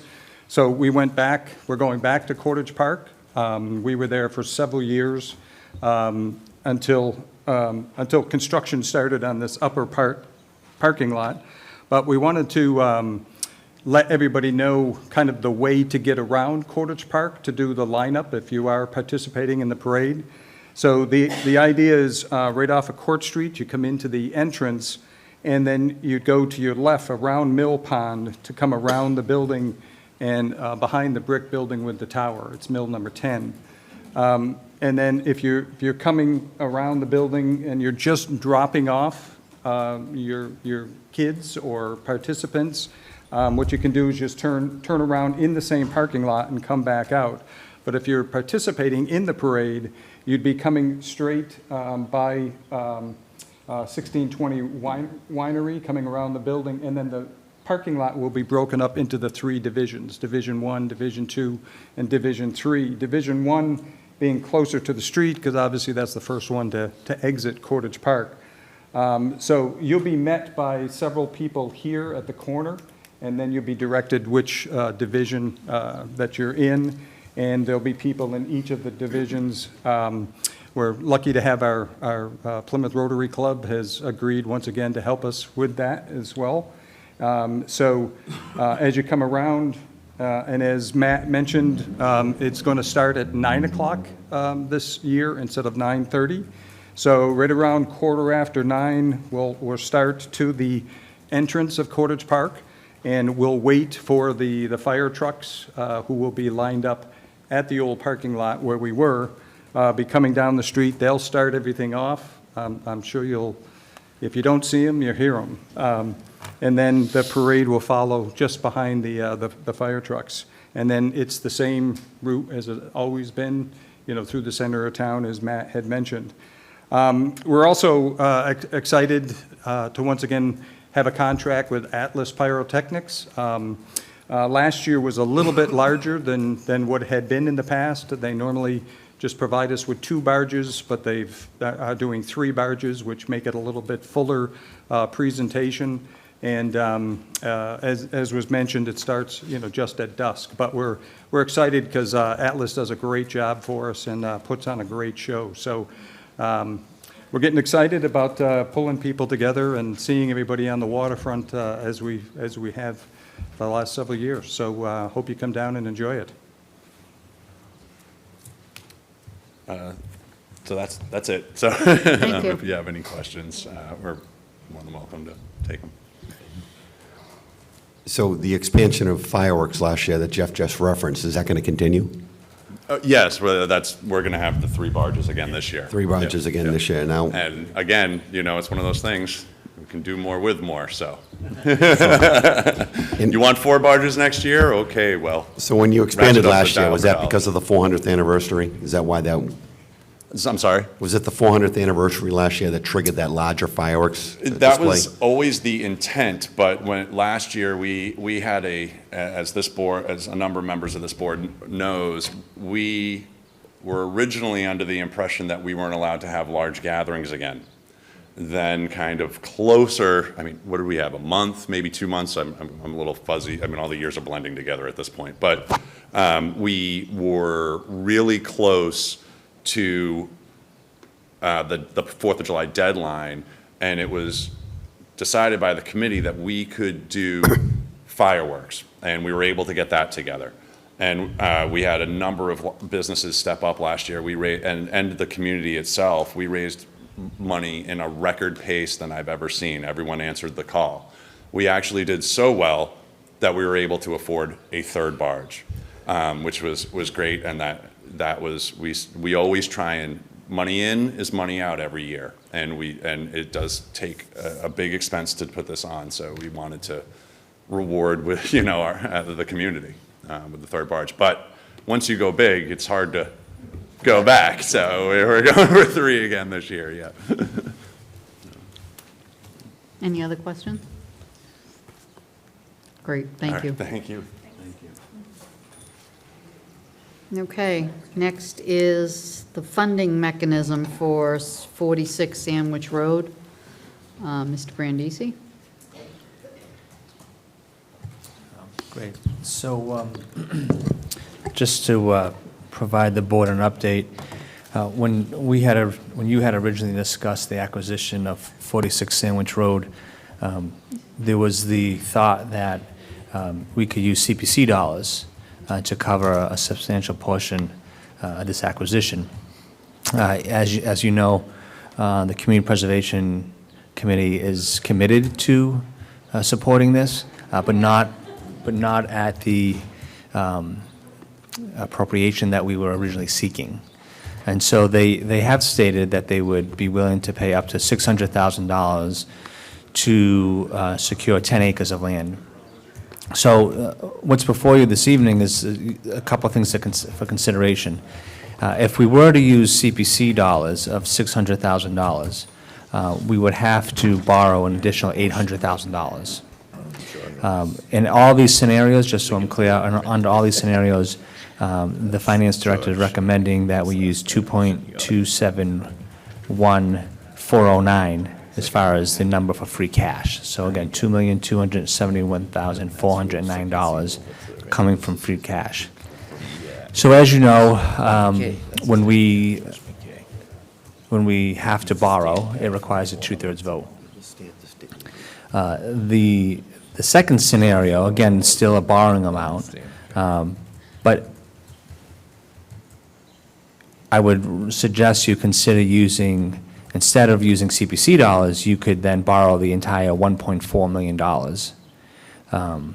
This, by borrowing the $1.4 million and not using CPC support, you have more flexibility with how you plan to use the 25 acres of land.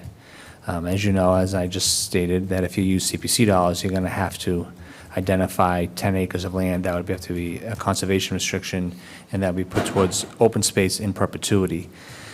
So those are the two recommendations that are before you this evening. I have a couple questions, and maybe Lynn can answer them. So one of the things I was wondering is, would we be able to use ARPA funds? I know we have about $5 million left in ARPA.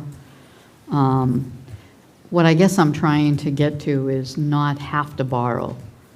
And although if we do get this land and we make movement of where we kind of want to be, and obviously, Derek, you've gotten the direction from the board to get a list of all of our properties and start putting things out for sale, which would actually also be, you know, getting a professional real estate company to assess and get the market value and actually, you know, sell those parcels.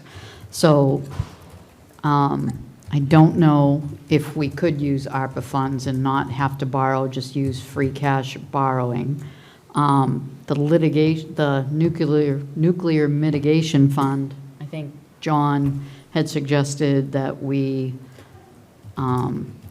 may be able to use that, but would still need that 2/3 vote. It wasn't John, it was George McKay. Oh. No, sorry, George. But Mr. Mahoney said that you would have to, you know, still get a 2/3 vote for that, to use that money. So I guess my question is there any monies anywhere that we would not have to borrow to purchase this piece of property? I would say, in short, the only place that there's money available that would prevent us from having to borrow would be the use of ARPA funds. We have approximately $2.5 million in ARPA. We predict that there may be an additional 2.8 down the road that's coming towards the town. As you know, we have tens of millions of dollars of needs for this community. And so, you know, using ARPA dollars is under the authority of the select board. So if that was your pleasure, it's something I would suggest you should discuss. But just know that the risk that we would run is that we would limit our ability to do other projects here in the community if we were to use $1.4 million of ARPA. John? Derek, just a quick overview of ARPA funds, where they come from and what a community can do with them. Okay, so I have Lynn's sitting to my left so she can fill in the blanks, but so folks that aren't quite clear what ARPA is, comes from the American Rescue Plan. The federal government appropriated billions and billions of dollars to help the nation recover from the pandemic. And so Massachusetts received, I don't know how much, but probably over couple $billion through ARPA. The town's allocation to ARPA has already been approximately $12 million, and like I mentioned, there's up to an additional $5 million that still has not been appropriated. And so it was primarily the allowable use of the funds were primarily driven around public safety and public health. There were three main infrastructure purposes of that money. It was water, sewer, and broadband. And then depending on the community and whether or not that community had a substantial loss of revenue, you could use this money to replace revenues that have been lost. And if you use it in that bucket of money, you wouldn't have to have a specific purpose for that use, like public safety, public health, and infrastructure. So that's kind of the general overview of ARPA and where it came from and its general purpose. Okay, in your prior example, you had walked through CPC funds, and then you had just suggested that if we didn't use CPC funds, the town would be better positioned to use potentially all of the 25 acres in somewhere in the future for whatever various needs there were. And you would come up with a figure of 1.4 million to potentially, have to raise and appropriate. So was the other half of that 2.35 in free cash?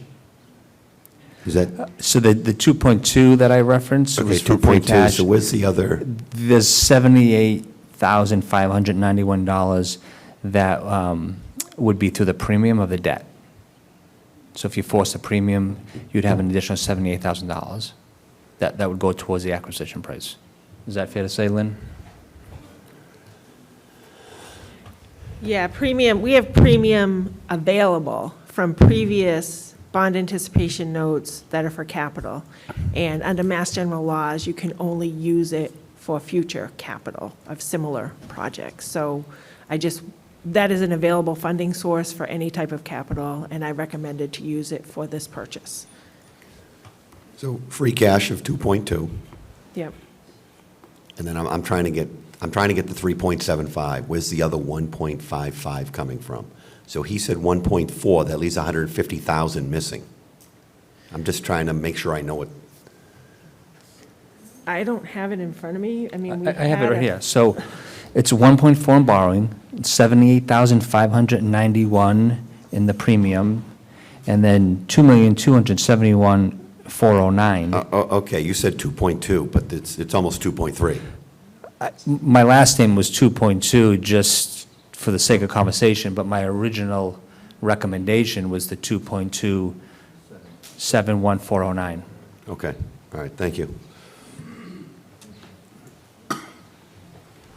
So, how, I guess the question is how would the board feel about using ARPA funds? I mean, is there anything that we have specifically slotted for projects that we want, that we've already dedicated to these, or these undedicated funds? Yeah, so we have, again, a balance of about $2.5 million, again, expecting potentially another 2.8. That money has not been appropriated as of yet. Myself and the departments, we went through an exercise 2 weeks ago to identify a number of projects that at some point in the future we were going to bring to the board for authorization. For the initial 2.5, Derek, not planning on the 2.8 coming because that hasn't been authorized yet, correct? That's right, that's right. So you met with staff, and you put together a plan for infrastructure investments with that 2.5 that in theory would be taken care of in the next year or two. That's correct. So I guess my question would be is, what are some of those potential projects and how important are they to the community? Sure, I can talk about those. The Department of Environmental Management had recommended $500,000 for the Jenny Pond Dam project. That $500,000 would be used as a 25% match for a $2 million grant we would seek for a $2 million grant to complete that project. The Veterans Park renovation is projected to be approximately $1 million. This was a recommendation by the Public Works Director. This evening, we're talking about Allerton Street Park. We predict that would cost approximately $300,000 to fully renovate in its entirety. As you know, there's been conversations with the Sheriff's Office and our Public Safety Department to look at moving towards a regional dispatch center. And so we believe that it would cost approximately $2 million in communications upgrades for that dispatch center. $100,000 to create a data link here at Town Hall. That's for public safety purposes. And then, again, we know that there's some issues that we want to address at Memorial Hall. So we are recommending $300,000 to be put towards design work at Memorial Hall. So those are just some items that we discussed, and that is approximately $4.1 million worth of work. And one item I didn't bring up was digitizing records. We have a presentation tomorrow by Laserfish to talk about digitizing our town hall records. And I didn't bring it up because we don't have a total cost, but we're predicting that could possibly about $1.5 million to do that work. When would you potentially find out about the other 2.8 million? Lynn, do you know when we would hear back on that additional 2.8?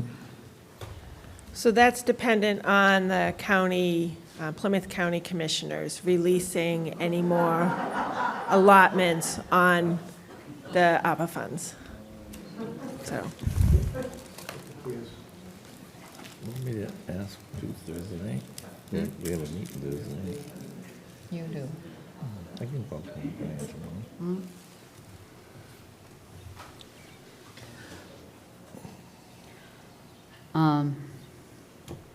I mean, I personally, one of the things that I was going to bring up under new business is about the dispatchers. So I would like to put that on hold and possibly set up a meeting. I know Selectman Blitzer and I were both contacted by police, fire, and some of the dispatchers as to their concerns regarding that move. So if that's possible, if Sure. if we could send something up. Yep. Oh, I'm sorry. Everett and then Mr. Cirque. Everett Malaguti, Precinct 2. Two of the things that I would like to bring up for discussion of funding is, I know you just brought up recently, Selectman Cavaco, for the Nuclear Mitigation Fund. I know that requires roughly a 2/3 vote at town meeting, but through the years since the fund was established, and Lincoln, correct me if I'm wrong on this, that it was established for litigation as well as supporting any loss of revenue from the tax base due to the decommissioning. And also, it was floated about as use for strategically purchasing parts of the property as it became available to the town if wanted. So I think that would be one avenue to be looking at for the additional funding. If it's not accepted for that, there is one other area, I think, which the funds are still in play, and that would be the excise and MOAs from the cannabis sales, which is roughly, I think, if I'm incorrect, I think it's roughly 2 point something that's sitting or has been collected since the beginning, because I know it hasn't been, well, that was what is posted on the town website as roughly 2 point something that's been collected since the initiation of the MOAs and the 3% excise. So I think those would be the two avenues to look at if we're wary about using the ARPA funds at the moment. Thank you. Mr. Cirque. Rich Cirque, Precinct 2. This is the first time I've heard about the so-called ARPA funds, and I wasn't familiar with it prior to tonight. I'd like someone to redefine what that money can be used for and how the potential acquisition of this land would fit within that framework. Yeah, I'm happy to just briefly touch upon what I just mentioned. So the primary purpose of the use of ARPA dollars, and it came, again, through federal legislation, was to support public safety. That was one purpose. The second purpose was to support public health. And, that means a lot of different things, public health. It was also, what I didn't mention earlier was you could spend this money in neighborhoods where there are inequities or neighborhoods where it's on a lower socioeconomic scale. So that's another purpose. The last purpose is for infrastructure, but they only identified 3 infrastructure purposes: water, sewer, and broadband. And then last, because municipalities had substantial revenue loss during COVID, they allow cities and towns to replace loss of revenue with ARPA dollars. If you replace your loss of revenue, there is no specific purpose when you use that category. And just to give you a little bit of information, Mr. Cirque, a year ago, the board had voted that the ARPA funds would be under the control of the select board. It was initially through the town manager, and we passed a policy that said that all ARPA funds would not be spent without board approval. So. I just want to add, too, for the public, all of the information regarding the ARPA funds and what it can be used for and the projects that the selectmen have allocated the money to is on our website under the Finance Department. ARPA and CARES are both there.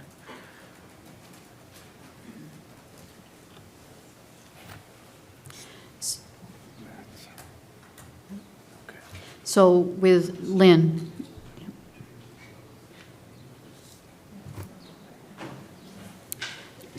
with what Everett had said about the nuclear mitigation fund, would that,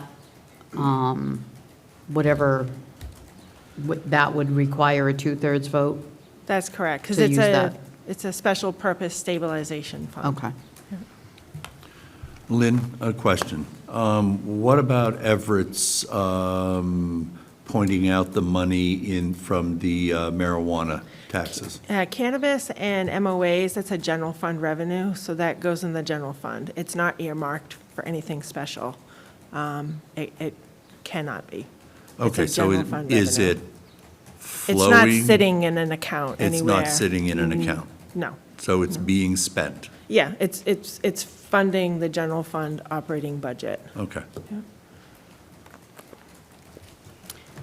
I mean, I'll just give my opinion. I think we should use the ARPA funds. That way, we don't have to raise and appropriate any funding.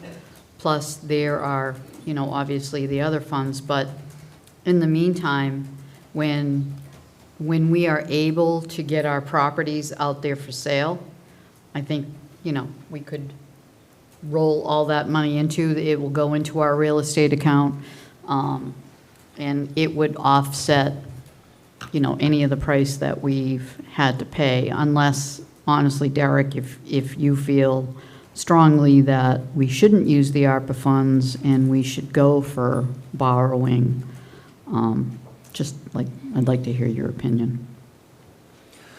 Well, I mean, it's a philosophical question, I guess, really. I pointed out the various projects that the departments think are priorities. Some of these projects I mentioned, I think, have been often overlooked, and so ARPA presents an opportunity to be able to get these projects completed and underway in a quick fashion. But then, so the other side of that coin is going to town meeting and if you were to borrow, having to get a 2/3 vote, which that's a heavy lift, given the fact that A and F have voted against this acquisition.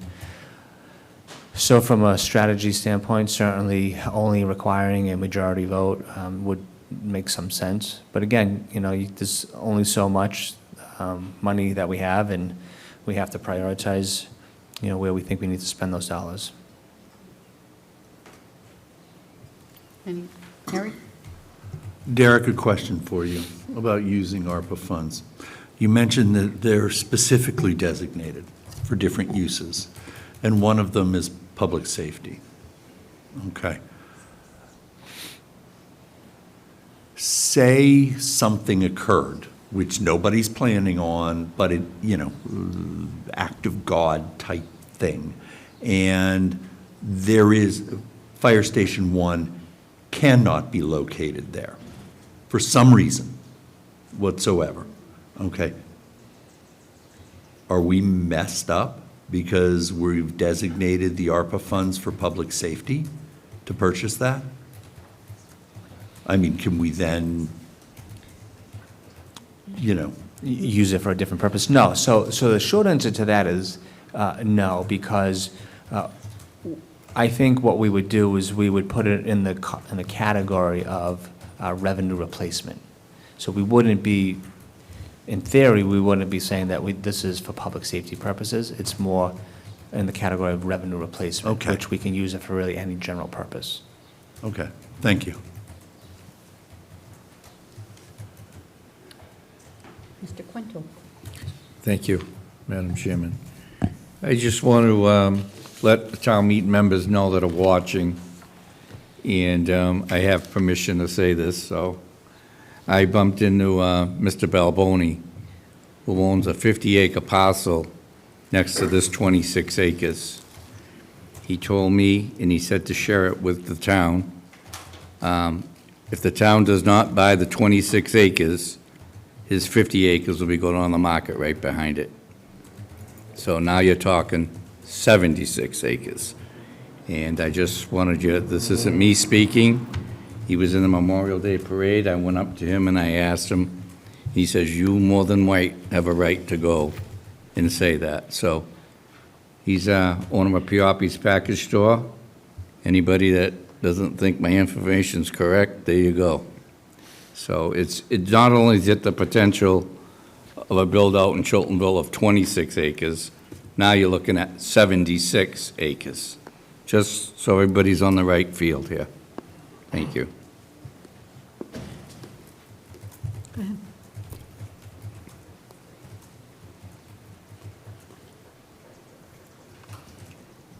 Hi, thank you. Ashley Shaw, 38 Newfield Street, also First Vice Chair of the Advisory and Finance Committee, speaking in my capacity as a citizen and not on behalf of the board or the committee. I would like to urge the select board not to use ARPA funds for this purchase. I think I think there are much more critical projects that we're looking at coming down the pipeline that were mentioned by Mr. Brindisi, and I would like to urge you respectfully not to appropriate ARPA funds for this purchase. Thank you.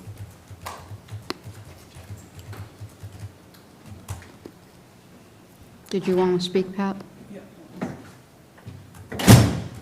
Pat McCarthy, Precinct 18, longstanding town meeting member. And I try to follow the issues pretty thoroughly going up to town meeting. And having watched and reviewed a lot of the material on this article, I find this discussion tonight, for me, very confusing as to what plan you're going to come up with. The motions meeting is tomorrow morning at 8 o'clock. We've all gotten our books and have been reviewed the materials in the books, and some of us had the opportunity to go on the tours. So I think some of us have tried to prepare. I find it, absolutely overwhelming, and the FinCom had a very thorough discussion, and you can rewatch that meeting if you want, any of people who haven't seen it. I go back and rewatch their discussions so I don't miss anything. So whatever plan you come up with, I hope that you're going to be out there at all the caucus meetings this week and next week, ours is tomorrow night, to explain to the town meeting members. Now, you probably have about 40 new town meeting members. You still had 8 vacancies, the last updated list, because there weren't enough write-ins done. So, and some of the people, because of the confusion, and it's to nobody's fault, however, some of the precincts don't even know the process of getting in touch with the FinCom about having FinCom members come to their meetings.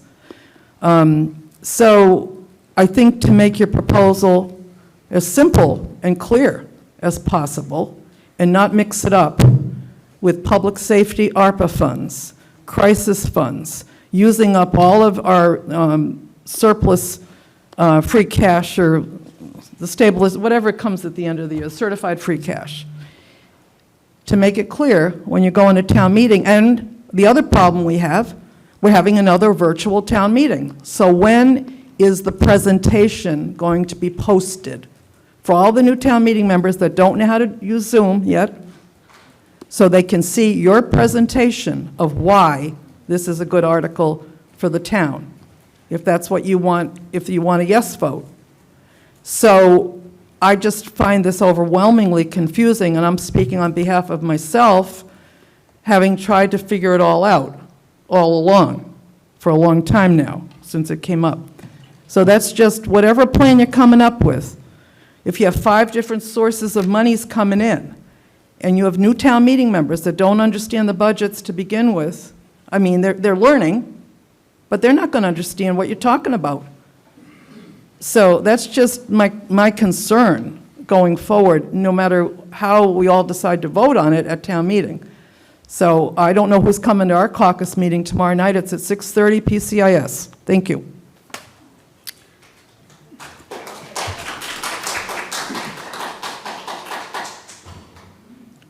Well, one of the things that we have said all along, and correct me if I'm wrong, Lynn, is that if we don't use the reason why we held the special town meeting was because of the use of free cash. So that was never, we never deviated from that. The only thing that we're saying is, what is the best use of our monies going forward? Now, I, as a selectman, haven't even seen the caucus schedule, so I don't know where it is, who has it, who hasn't sent it, or anything like that, because I think this board is committed to attend all of the caucuses. And we've had, we had 2 tours. We had one yesterday. We had another one today. And I'm just going to speak for myself. One of the things that we hear from our residents is that we are never proactive. Well, here is the perfect example to be proactive with a strategic, solid plan moving forward. So this is 25 acres of land that we will never have the ability to purchase in that area again. So that's just my comments and my thoughts. I understand FinCom, it was a 5-6 vote. I understand the issues that people believe that they have, but there has been some misinformation out there, regarding the original purchase, regarding the proposals to the town, and I can tell you that myself and Mr. Quintal and our special counsel were in those negotiations, and that property was never going to be free. And they offered that property to us for $7.5 million. Not 2.3, 7.5. But when you take all of the politics out of it, because we had this conversation today at the site, the fact of the matter is that we have 25 acres in an area that the fire department approves as a good location for Station 1, and it's as simple as we either want it or we don't. And like I said, to have control of 25 acres in Chiltonville that has the proper response times and everything like that, this would be this would be a really bad move if we didn't move on it. And as my opinion is that this is a true proactive, strategic plan for the future of Plymouth. So, go ahead, Steve.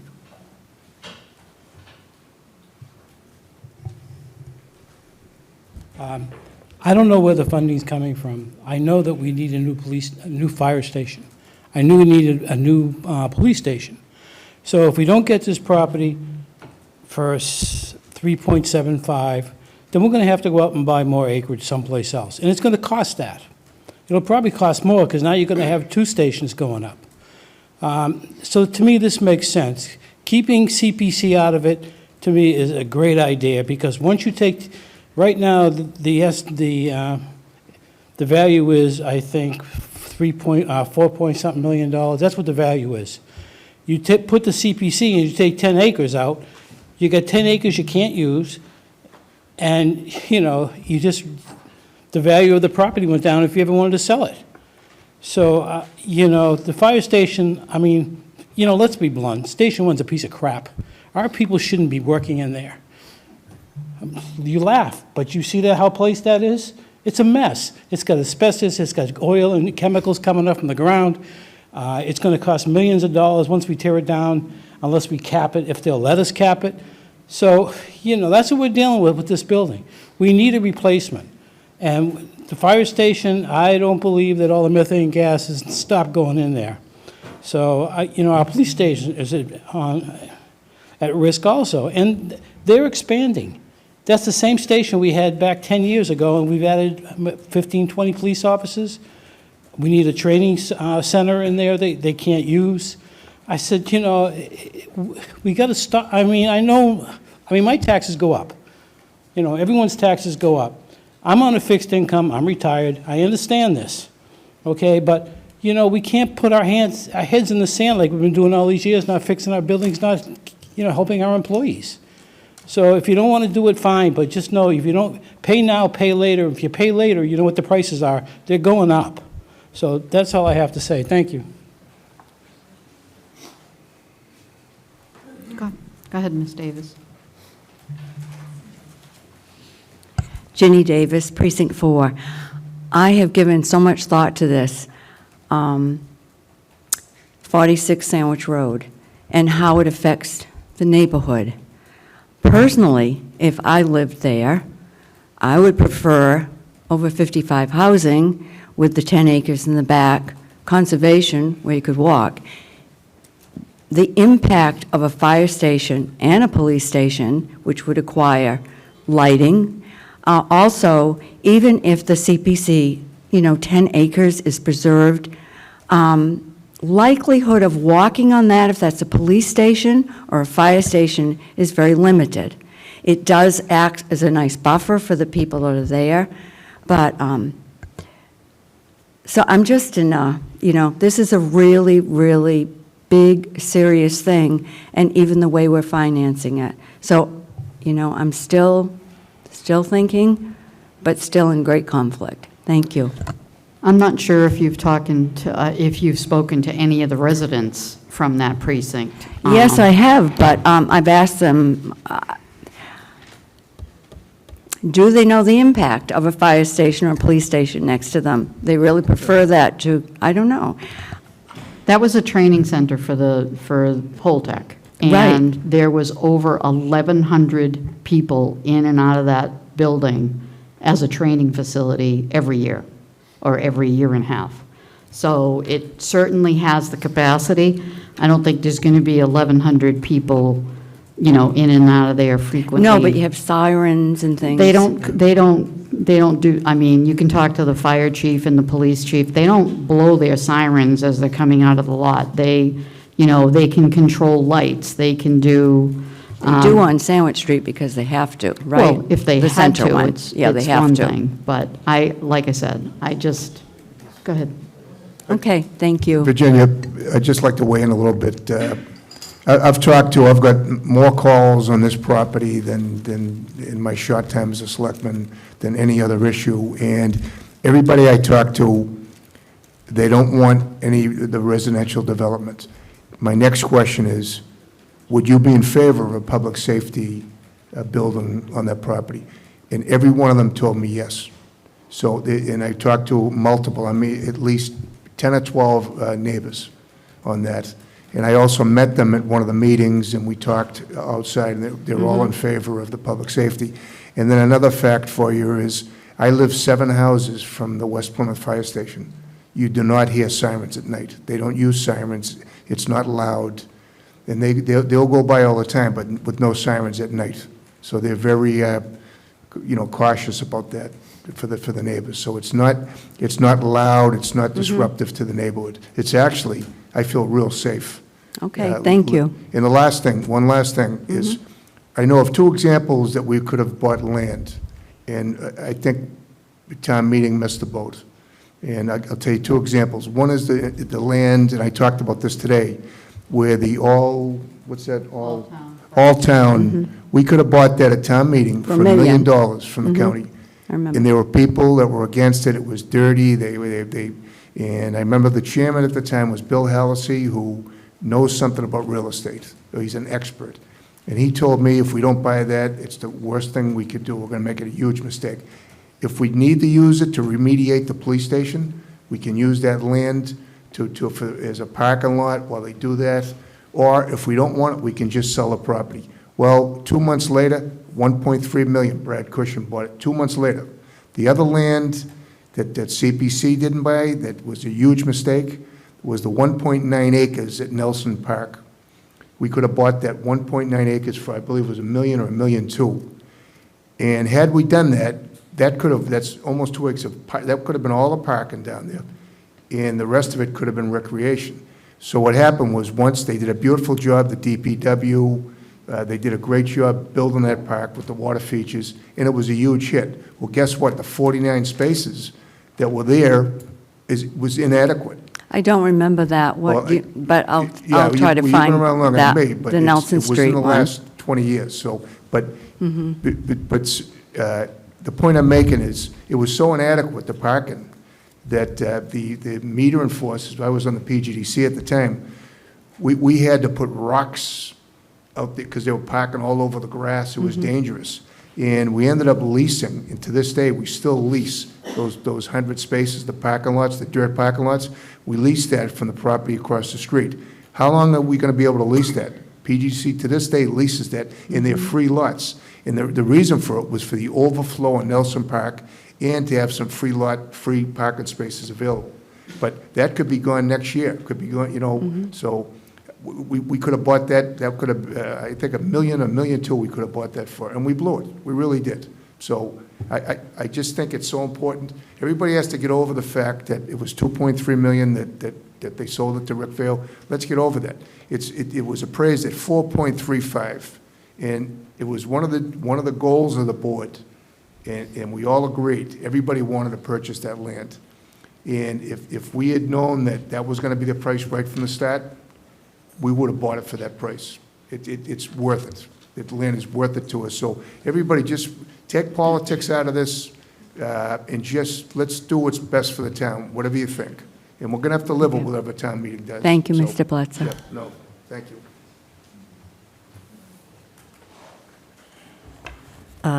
Good evening. Kathy Dunn, Precinct 4. I'm a brand-new town meeting member, and I came here tonight to find out what the funding was going to be for 46 Sandwich Road, 46 Sandwich Road, which I will have to vote on. And this kind of piggybacks on what Pat said. I'm going away from this completely confused. It would have been really helpful if there was a chart on the board there that we could see the 3 different plans. Now, I mean, you started with 2 plans. Now we have a 3rd plan. I'm completely confused. When will I be able to see in writing what the plan is of this board that I'm going to have to be voting on in a very few days? Thank you. I believe that we'll have that information published by Monday? Well, the motions meeting is tomorrow. Right. So the motions will be set by tomorrow, and Lynn, I assume Jeanette sends to the town meeting members all of the motions. So I would imagine by the end of the week, they would have the motions, and in that motion, it would be very clear what the funding sources are for this article.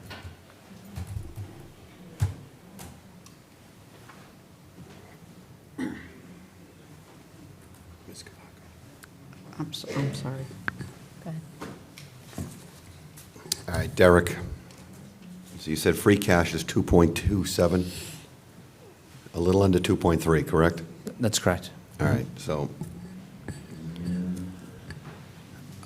the board went to town meeting, I don't know, 5 to 7 years ago on Hedge Road in North Plymouth and purchased the Skazi property for approximately $350,000, I don't know, 2.5 acres, and you christened a new fire station there a year or two ago. Now, granted, it's not Station 1, but you got it done on 2 to 3 acres because some of the back part of that property was wetlands. So Station 1 today sits on, has to be less than an acre or an acre and a half. So I don't know what Chief Foley needs in a perfect world for Station 1, but if we're looking at public safety, I have to guess it's less than 10 acres. So my question would be, and I just got the packet here, and I briefly looked at the map. So this 24.4 acres is basically a long, it's a rectangle. There's 2 notches, I think, coming in off a Sandwich. There's a notch on the front left and there's a notch in the back right of this parcel. So I would ask you, coming in off the street, does 10 acres get to the back of that existing structure? So that would be one of my questions. I think the CPC did a great job here of coming forward. I believe, and the chair can correct me if I'm wrong, that they gave us the autonomy at $60,000 an acre to use the board's discretion as to whether we wanted to go to 10 or 15 acres. So I just can't believe that we need more than 10 acres for a perfect world public safety building. So I'm just looking at it this way. You're at 375. If you subtract 600,000 for 10 acres from CPC, you're down to 315. You take out the free cash, you're down to 880. If you go 15 acres of open space, you're down to 2.85, and minus the free cash, you're down to 580,000. So if you want to be successful here, I think and I understand what you're saying, Derek, with respect to having the autonomy long-term but if you want to get this through town meeting, I think that has to be one of your 3 variables. Free cash, some level of CPC contribution, and then you're going to figure out the third piece.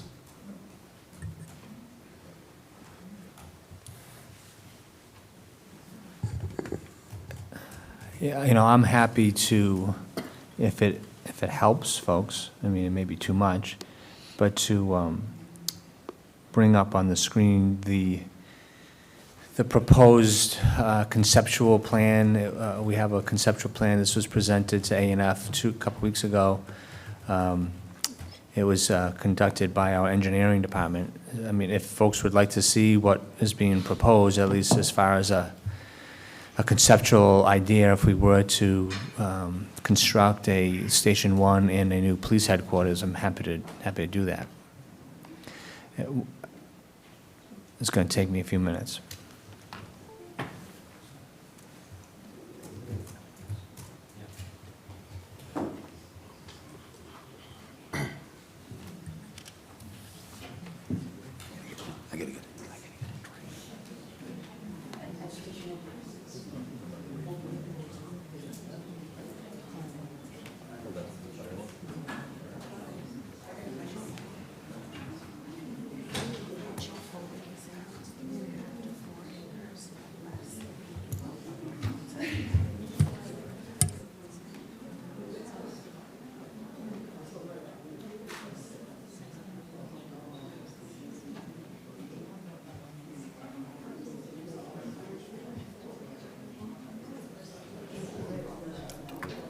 You know what?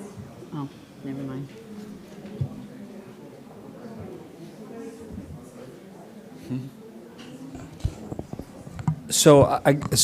I'm not going to go through all the slides. We're going. Because I think. Derek? Yes. Let's wait for Select John Board left, Member okay. Mahoney to return.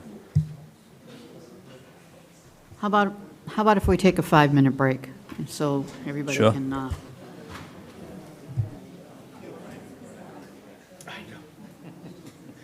Actually, 9:30 might be. 9:30? You don't got a shot. Watch the dogs. That's 45 minutes. you need to move the ladies' room.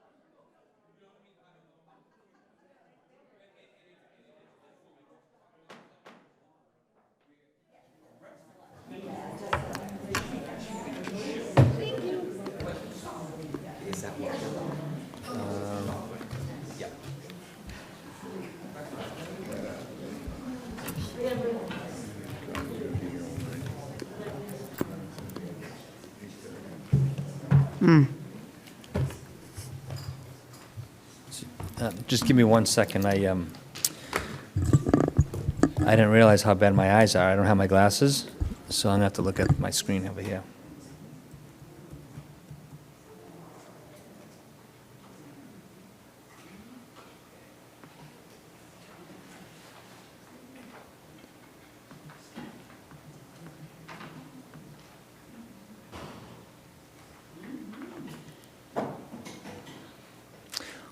Okay, so I'm just going to go through this very quickly, just because there's been a couple comments made about not having information.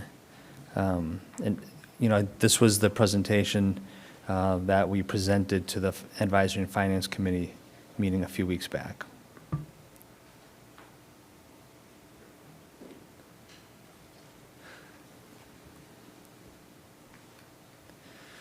So this just kind of summarizes the property details. Again, it's a little over 24 acres. We do know that we have a 30,000 square foot building that has been historically used for training for the power plant. It's debatable whether it's in good condition. You know, I use the term fair. I'm not an engineer, I'm not an architect. That was just my analysis, but many of you have had the opportunity to walk through the building, and I actually went through it again this past week, and the building's actually in solid structural condition. And it would need some upgrades as far as the HVAC system. It would require, you know, new flooring, new walls, probably new ceiling. And the second floor, if you would be at the building, the second floor is this metal encased structure, which is where they had the training room itself. So again, if we were to use that second floor, we would have to do some type of substantial renovations to that as well, put windows in it, for example. But again, you know, fair to good, I think, is probably a reasonable assumption of the building itself. The assessed value right now, according to our assessors records, is a little more than $3.4 million. The appraised value, we've had an appraisal already completed at $4.3 million, and as you all know, the purchase price is $3.75. This is the proposed development. Again, as I mentioned in the past, the developer has withdrawn this proposed development, given the fact that we're having a discussion about the town acquiring it. So if the town doesn't acquire it, this could be the resubmittal, or the developer could potentially come back with a different type of development. I believe by right, because it's a residential zoning, I believe by right, the developer could build approximately 23 single-family residential units by right.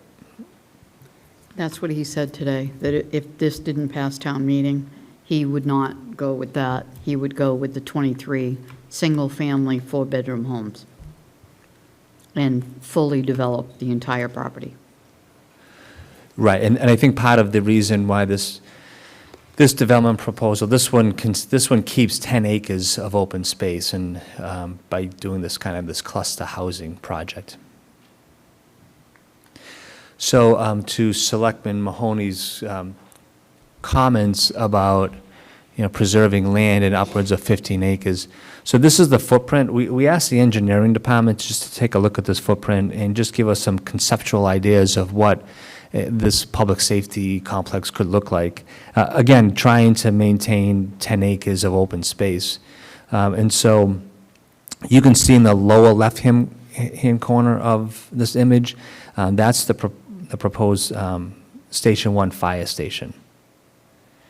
And then the other structure is thereabouts where the existing structure is right now, the training facility. And this is a proposed 50,000 square foot police headquarters. And I guess I would say this, you know, while folks are talking, I looked at the population growth over the last 10 years, going back to 2012. And what I found was that the population has grown approximately 15% in 10 years. And so the building is, the police headquarters, I think, is 30 years old. It was built in the 90s. You know, so it's a 30-year-old building, and 10 years from now, that's, I think, where Chief Flynn starts to think about the population growth, the fact that when we when we have population growth, we have to hire more police officers.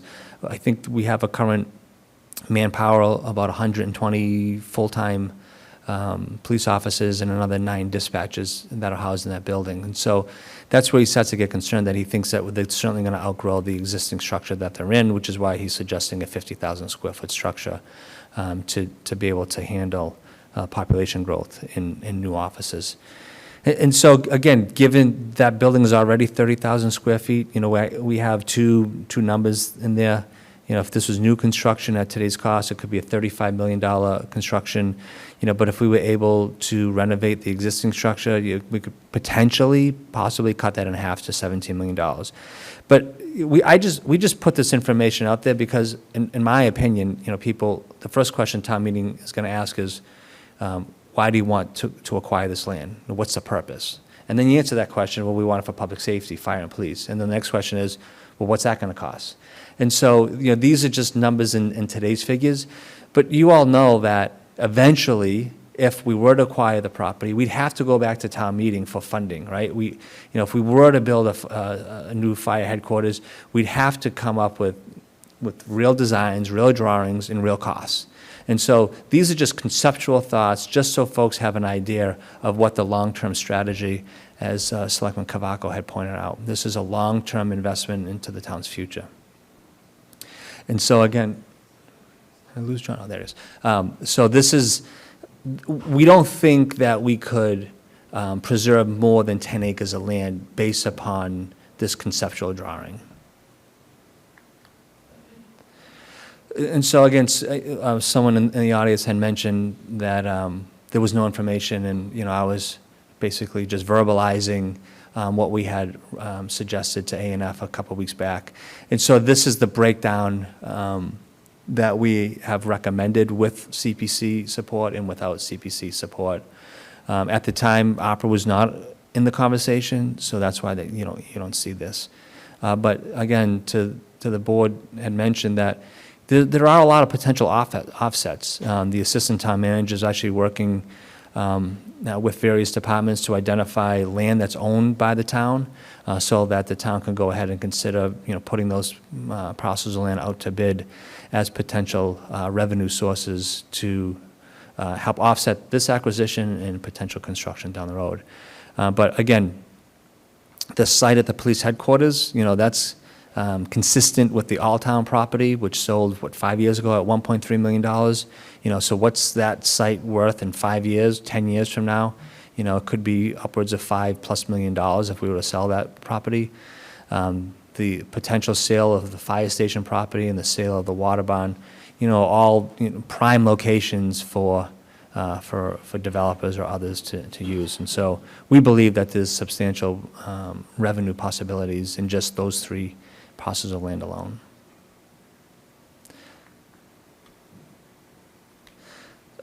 So that's in essence the presentation, but I figured given the conversation that maybe this would give some folks some background, some context.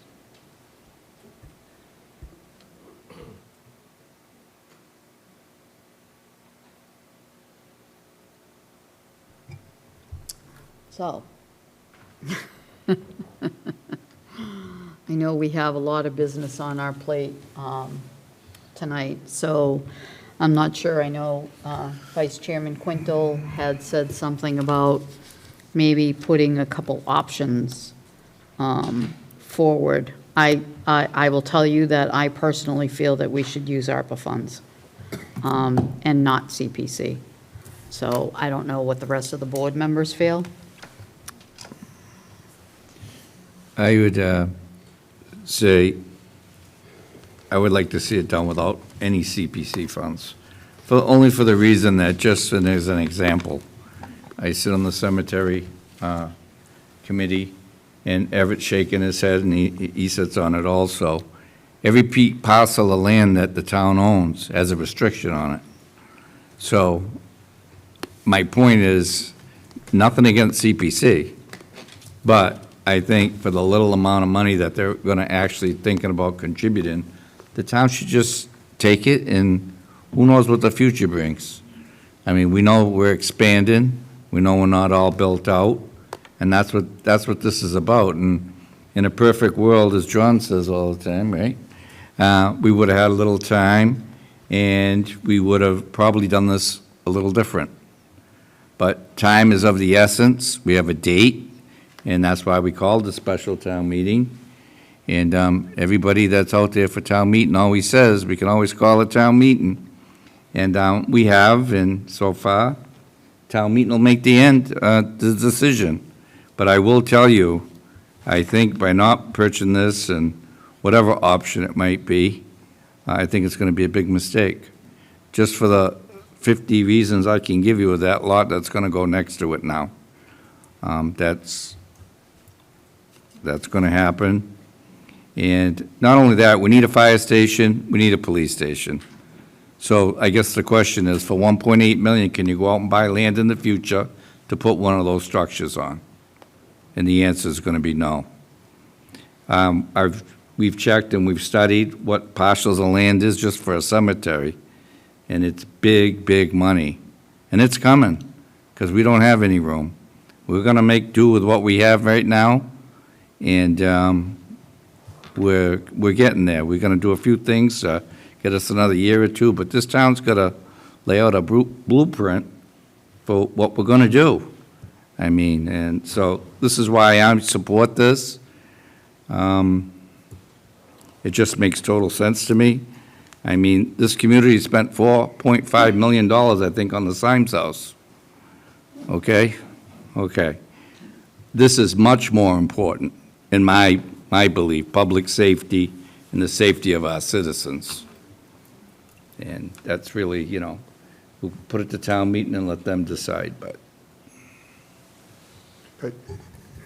I agree with what Dick just said, and it's the future of Plymouth that we have to worry about. And we need to purchase this land and control 100% of this land. And so I think we should do it without CPC money, because it's so important. It's for the future of Plymouth, and that's what everybody has to think. Put the politics aside, put everything aside, and we have to do what's in the best interest of Plymouth. So I agree with you on that, Dick. Just so you know, that I heard somebody talk about the All-Town Fresh property. They're currently paying their landlord $30,000 a month for that property to lease it. Mr. Mahoney, you're looking a little perplexed over there. You must have something to say. Has there been a motion? No. There's no Not motion yet. yet, so. We're in All right, you want me to say something? Sure. So, just a couple of comments, and if you look at, Mr. Brindisi had the map up there prior, so, initially I was looking at this from the point of view of Chief Foley in a perfect world of Station 1. And I know he's had some communications with people telling them that, 3.5 to 4 acres can get it done comfortably. But if you look at that, there's also a police station up there. So a modern police station and a modern Station 1 fire station sharing the front of 13.5 acres, if you will. So in that proposal, there's 10 acres of open space. So that's why I wouldn't necessarily leave out the CPC, because of $600,000, and that gets you to your the end game a little bit quicker. And then the other thing was, a huge proponent of this, and we've talked about this over the years. I know it's nice to go out and sell property and put money into our real estate account, but certainly I would never support, if Station 1 is going to move from where it is, I want the current land mitigated and incorporated into Stevens Field. Yes, I would never support that being sold to the private And sector. that was the plan. proposed, Chuck. Yeah, that was what the plan was all along. But again, like Mr. Quintel said, our hands are tied with so many pieces of our property. I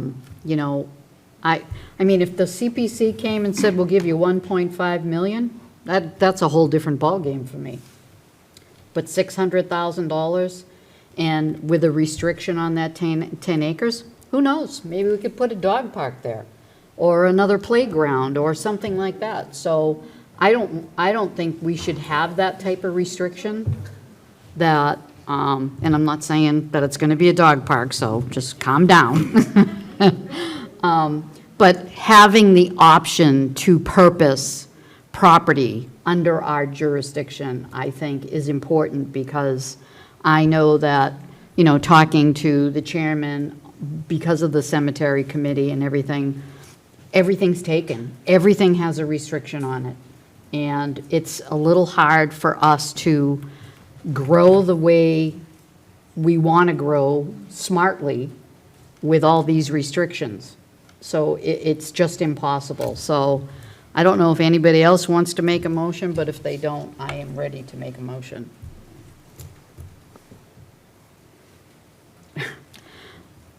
Go ahead. I'm not going to make a motion, I just want to make a comment. I was going to do some calculations, because something you said just dawned on me.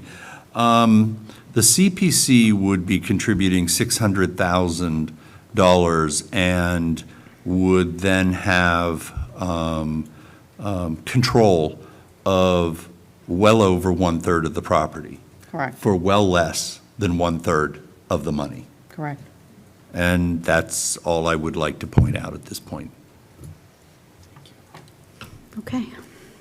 Well, I'd like to make a motion to use ARPA funds and free cash and the, oh my God, now I can't remember what you guys called it. I know the fund, yeah. The PR fund? Is that what it's called? Premium. To use those three funds to purchase 46 Sandwich Road. Premium Debt Fund. So ARPA funds, So if I could just interject, so basically what you're recommending or motioning is that you would go you'd go to the bottom table and you would replace the borrowing of 1.4 with ARPA? Correct. That's what I'm hearing, okay. correct. Is there a second? I'll second that motion. Discussion. All those in favor? I'm sorry, Mr. Cavango. I don't think it's necessarily a negative to leave out the CPC contribution here. I understand what Mr. Helm is saying, but I think it's a positive in this equation as you move forward to the special, so.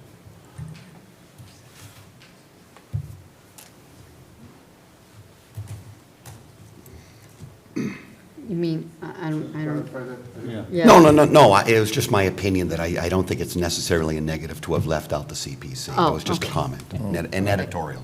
Yeah, gotcha. I'm used to baseball stats, sorry. Come on. All those in favor? It's unanimous. Okay. Now, I don't know if the board would like to agree. We have these nice people that have been waiting in the audience, and I'm wondering if we could push the committee and board designees until the next meeting. So, Yeah. you're welcome. Okay. We changed up the agenda a little bit, and the dog park is next, but, no, that's, you know what? The dog park is up right now. How's that? So, I know that we've had quite a few emails. Mr. Helm has decided to be the liaison to the dog park. Well, what we're doing is we are in the process of Forming a committee. impaneling Yep. the board-designated committee to explore overall the concept of a dog park or dog parks in the town of Plymouth. Okay? This is a recognition that there will be recognition that the previous attempt failed in West Plymouth, okay, if in case anybody's wondering, whatever happened to that, it just didn't happen. And we are impaneling a group to explore the concept of a dog park.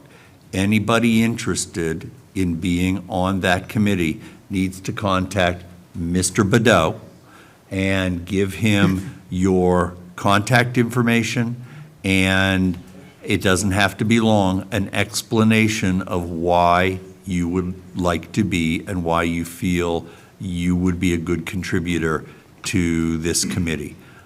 Keep in mind, this committee is not going to snap its finger, wave a magic wand, rub a genie bottle, and come up with something in a month. This will be a commitment for possibly several years. Okay, well, a dog park is a very complicated thing, and the goal of this board is to always do whatever we determine to do it right, so that we become the model that other towns look at, as opposed to us looking at other towns as the model. I'm not saying it's going to take that long. I just want everybody to know it's a commitment. And there are a lot of moving parts in a dog park. It's not a simple thing, as I believe if you talk to the people from the Friends of Plymouth Dog Park, the former organization, they would tell you that. So I just wanted to preface the discussion. That's the dog park part of this discussion after the slash. So we sort of started with that. And take it away. One of the things that I know, some of the information that we received, there's dogs, there's kids, there's talk of fences being taken down.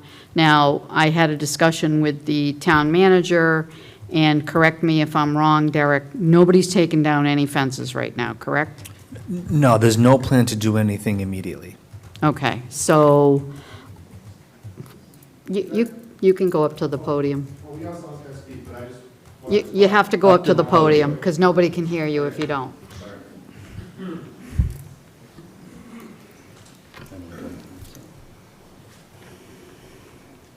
So my name is Ed Smith. I just wanted to ask a clarifying question because I'm not looking at the agenda for tonight. So you referred to the dog park as a question, and then Selectman Helm mentioned that there's going to be a dog park group. Well, Allerton Street Playground. So I want to make that distinction though, slash- because I don't want to merge the idea of Allerton Park's issues having anything to do with a dog park. I'm interested in a dog park conversation and possibly even being on the board, but I don't think we should conflate the two, because this isn't a question about whether or not the Allerton Street Park issues have anything to do with it being a dog park. And as you'll see with our presentation tonight, I know there have been dog issues, but I don't want to merge those two ideas that some people want Allerton Street Park to be a dog park. It's a park that is having conflict with people using the park. I just want to make that distinction before we have people share our comment. Does that make sense? So the agenda has Allerton Street Playground / dog park discussion. Sure, and I want to make a distinction that the conversation that we're here to talk about tonight is the events that are happening at the Allerton Street Park that involve dogs. That is a separate conversation from whether or not there would be a dog park anywhere in town. Okay. You follow me? Yep. Does that make sense? I just Sure. want to clarify that, because I think it's dangerous to merge those two. Thank you.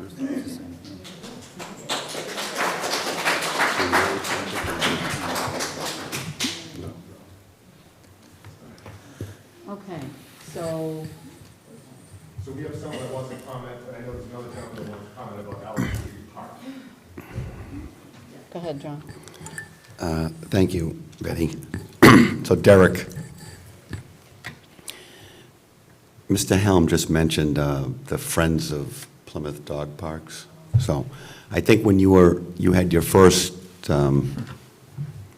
employment time with the town of Plymouth, there was a significant amount of investment from economic development, monies, manpower.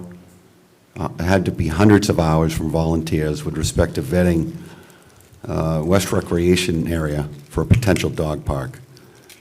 I know I was there for a lot of those meetings, talking about coming into West Rec. Is it going to go to the left? Is it going to go to the right? The various challenges for each side of the entry road there. I think it was Mr. Bubbins, accessing water. There was fundraising, there were grants, and I was kind of surprised when this issue came up. And obviously, This children's park on Allerton Street, at that time, 5 to 7 years ago, was always referenced as a de facto dog park. Matter of fact, one of my former colleagues, it's his front yard. So I need to be brought up to speed with what happened out in West Plymouth. Why was that dropped and nothing happened out there? And that was going to be potentially the first dog park. And we all acknowledged that in a community of this size, that once that one was done, they were going to start working on a location for a second one. So I was kind of surprised when I found out, and I don't know if it was the pandemic or what happened there, but that kind of fell by the wayside, and here we are back at square one. So I don't know if you're up to speed on that, Derek, but that's something, I was curious. Sure. Asking myself what happened. No, you're right. So during my first tour of duty from back in 17, developing a dog park was a conversation we were having on a regular basis. And at the time, Jessica Casey was the director of economic development, and she had become the lead person on working with the board and working with, I would say, interested residents who wanted to build a nonprofit that was going to manage this park. They went as far, from what I know, they went as far as they developed conceptual plans, to your point. I mean, we have drawings of West Plymouth Dog Park. And then what ended up, from what I understand, what ended up happening is the dog park was developed. There was a company by the name of Fairbanks Design. They developed the conceptual renditions. And then they went ahead and they applied to the Stanton Foundation. So the Stanton Foundation was this national foundation that had basically committed to the town that, you know, once this nonprofit was organized and you had plans, that they would fund the construction of this dog park. Did you want to? Just a note, they required, and I can't remember the amount of community donations before they would give any grant. $25,000. Was it $25,000? Just FYI. Okay. It wasn't just off the top. It was there was a threshold There was that the a community a needed to match. reach. Sounded like Yeah. there was a match. Well, it was more than a match, but the community needed to provide a threshold amount. So, from what I know, the town then submitted their application to the Stanton Foundation, and then but unfortunately, the Stanton Foundation had rejected the application because of the designer, this company called Fairbanks Landscape. And so, from what my research shows is that once they were rejected, the director of economic development, she had left. The Teddy Bubbins, you referenced Teddy Bubbins, he was our park supervisor at the time, he had retired, and then from what I know, there wasn't any catalyst to keep this ball moving downfield. And so the project just kind of died without anybody wanting to reconsider it. So that was 5 years ago now, and so here we are, and I came back for my second tour, and we're still talking dog parks. One of the things that I believe happened was that there was a grant that they applied for, and they did not receive that grant. And I think it was like $1 million. That was through the Stanton Foundation, yeah. So here we are, no dog park, 5 years later, and we have a playground or child's park that has dog issues. And one more question, Derek. So your discussion with department heads, and you had just rattled off that wish list of what to do with the ARPA money. Yes. You had $300,000 perfect world set aside. Now is to completely revamp this as a children's park. I'm assuming, you know, reseeding, re-landscaping, and new, what do they call it, playground equipment? What do they call it? That's right, yep, all of that, everything you just described. Just completely soup to nuts, get that back to where it was. Right, that's right. So I had the opportunity to go up to the park with our new Parks Commissioner, Nick Fiala, and I had asked him, because, it's been, the park is worn, let's be honest with ourselves, it definitely needs, it needs resources. And I asked, what it would cost to bring this park back to what it should be, for its purpose. And he said it's about $300,000, and that's based upon other parks that they've upgraded in most, in the recent years. I'm good. So there's been no design, but this was, again, based upon looking at playground equipment today and making it fully accessible. So a lot of the new parks that the town has funded are fully accessible for all users. And so it took that into consideration, as Selectman Mahoney pointed out, a lot, there's a bowl of sand in there, so to clean all that up, to reseed it, and then clean up a lot of the landscaping around the park. We didn't really have a conversation about the fence itself.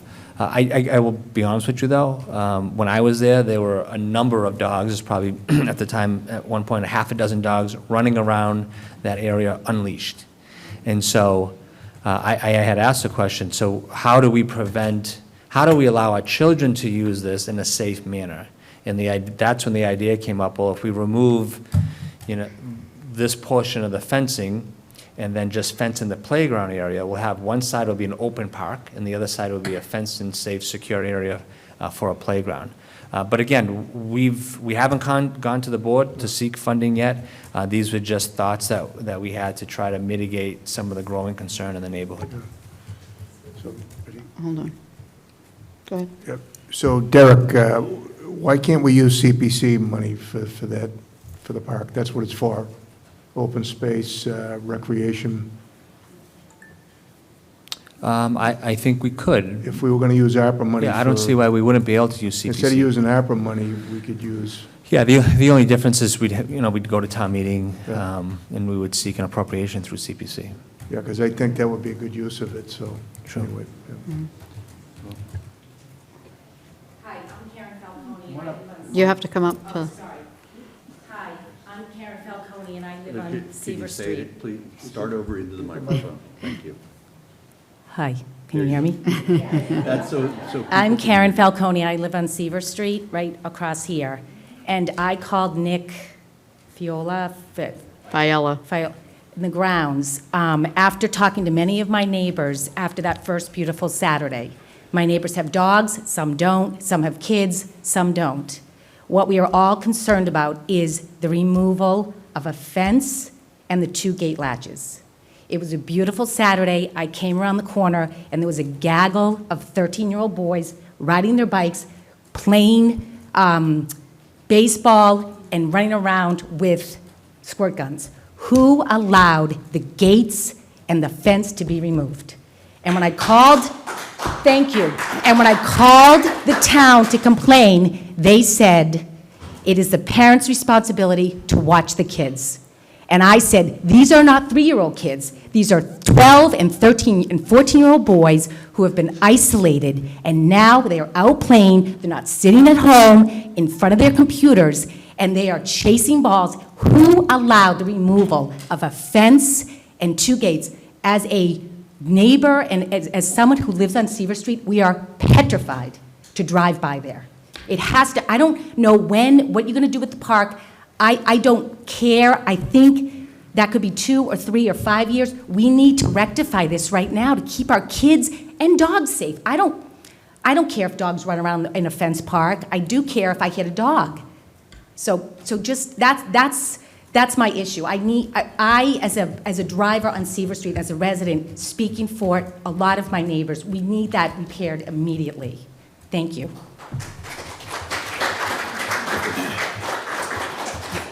Just let him go.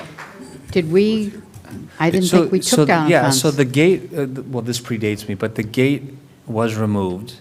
If I could ask a question, you referenced 12 and 13-year-old boys with squirt guns in the park? Yeah, Is that, so is that problematic, that they're playing? No, what is problematic is they were running out and then running in the street and then running around because they're chasing their friends.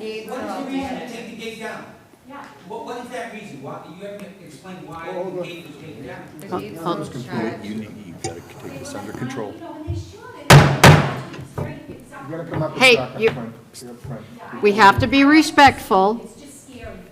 If you'd like to speak, you have to come up to the microphone because the people at home can't hear you. And you can't be shouting out from the audience because the people at home can't hear you either.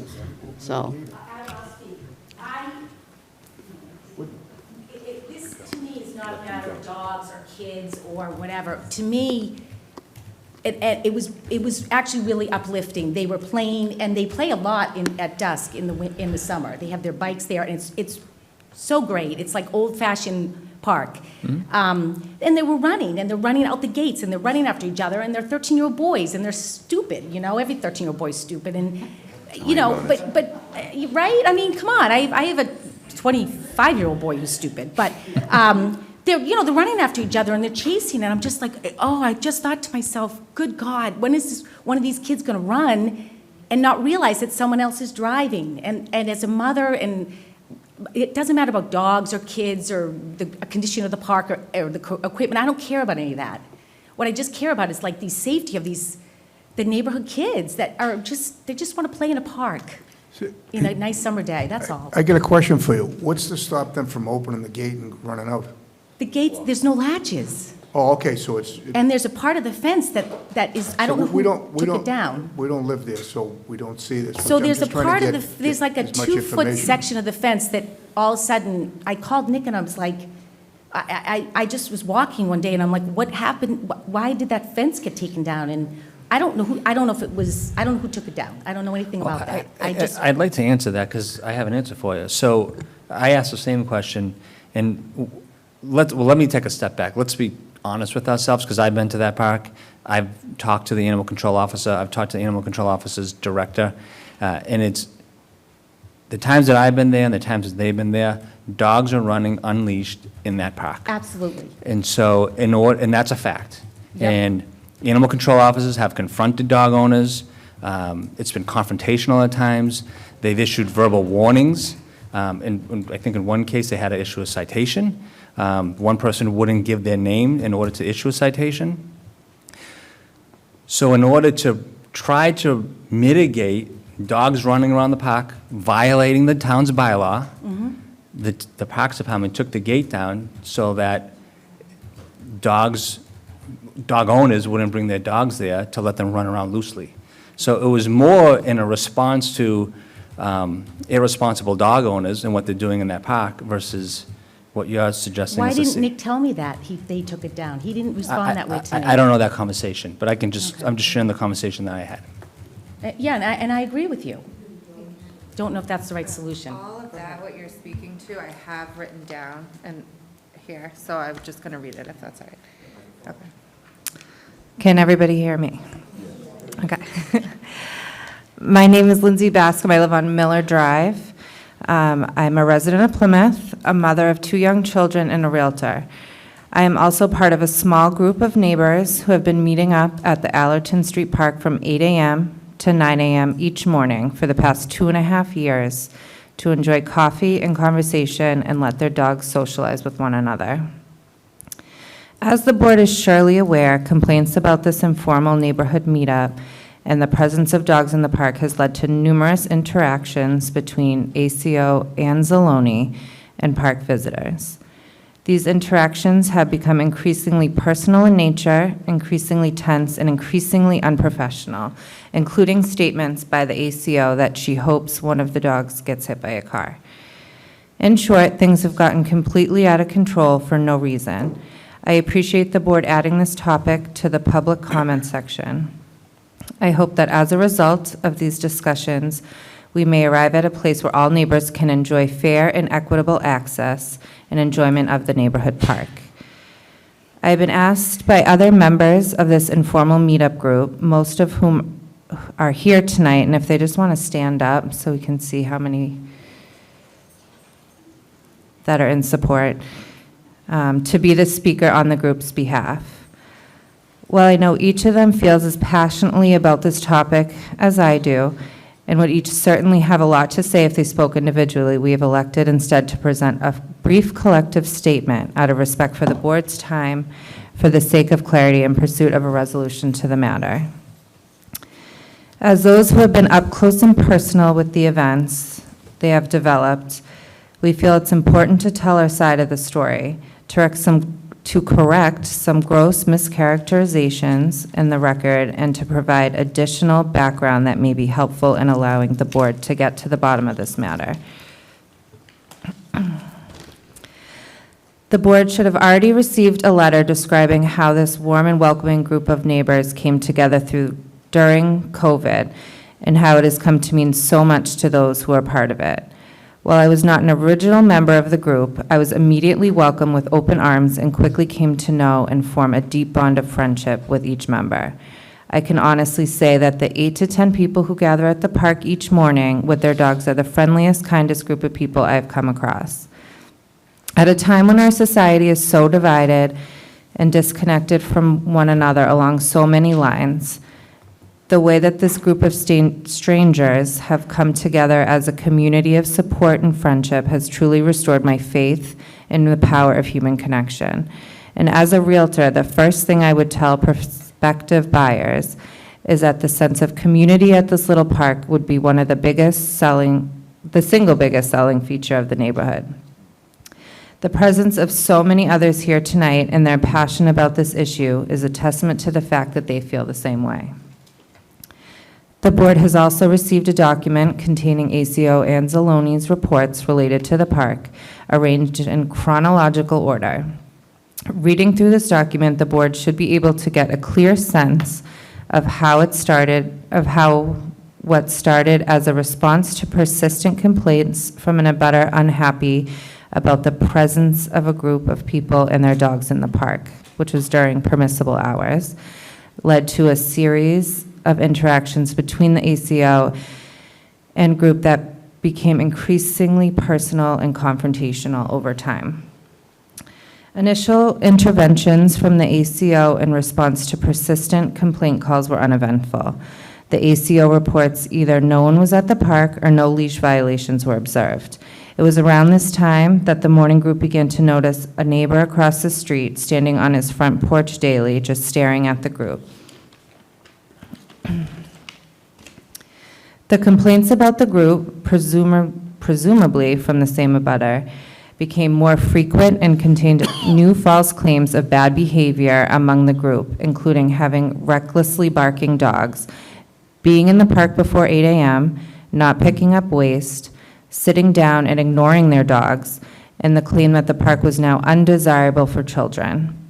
The record shows that ACO became invested in the issue and assured the complainant that she would increase patrols looking for violations. Early reports from these patrols showed no violations from the morning group at the park, but did document descriptions of dogs that happened to be simply walking in the neighborhood with their owners. The first significant interaction between the ACO and the morning group was on August 4th, 2021. This is where the tensions increased. ACO reports that she arrived at the park and approached several members of the group who were polite and willing to be compliant with leash laws.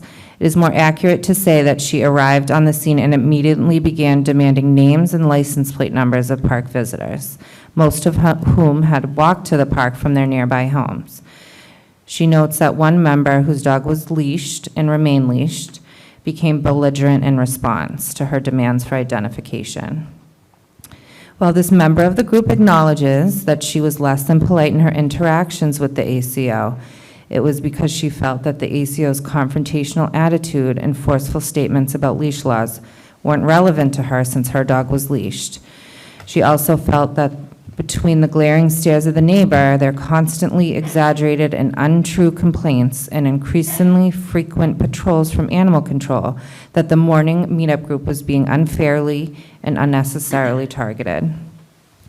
The next report from the ACO from August 12, 21, shows that after her unpleasant interaction with this one member of the group, ACO Anzalone launched a personal campaign to put an end to the never-ending situation of a group of neighbors gathering at the park with their dogs for an hour.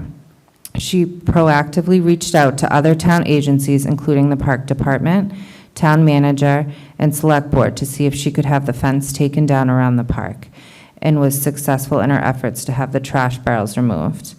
All of this despite having issued no citations for leash violations, finding no evidence of dog waste in the park, and finding no violations of quiet hour barking. Following the ACO's expressed desire to see the fence removed, the group began to notice overnight vandalism to the gates, where someone would hammer the hinges so the gates could not be closed properly. The morning group would repair the gates each time. Soon thereafter, the park department came and removed the gate entirely. It was around this time we noticed the grass was not being cut at the park. A member of the group called to the park department to inquire about the lack of care to the town park. She was told that the crews were no longer cutting the grass because the park was covered in dog feces, and crews were having to go home to change their clothes because they were getting covered from head to toe in dog mess. The group member told the park department staff that she found this claim to be ridiculous, since the morning group is vigilant about picking up not only their own dog's waste, but also that of other park users, along with any trash, beer cans, etc. left behind from other people. When invited to come inspect the cleanliness of the park and the lack of dog waste to be found, the park department staff declined. That weekend, the group voluntarily mowed and trimmed the park themselves and found no dog waste, as expected.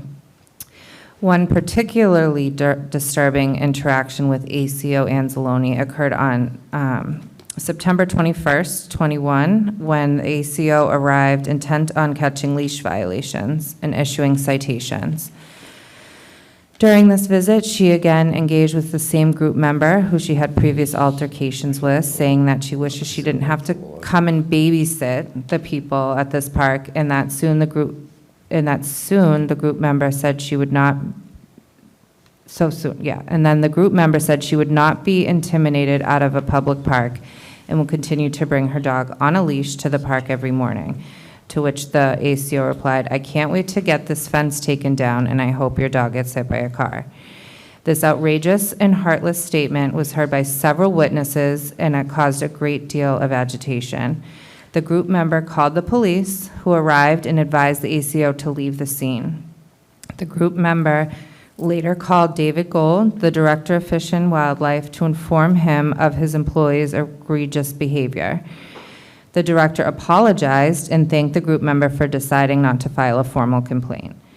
Most recently, a very telling police report on May 30th, 22, at 8:33 a.m., shows that the ACO Anzalone called for the police to accompany her to help remove people with dogs from the park.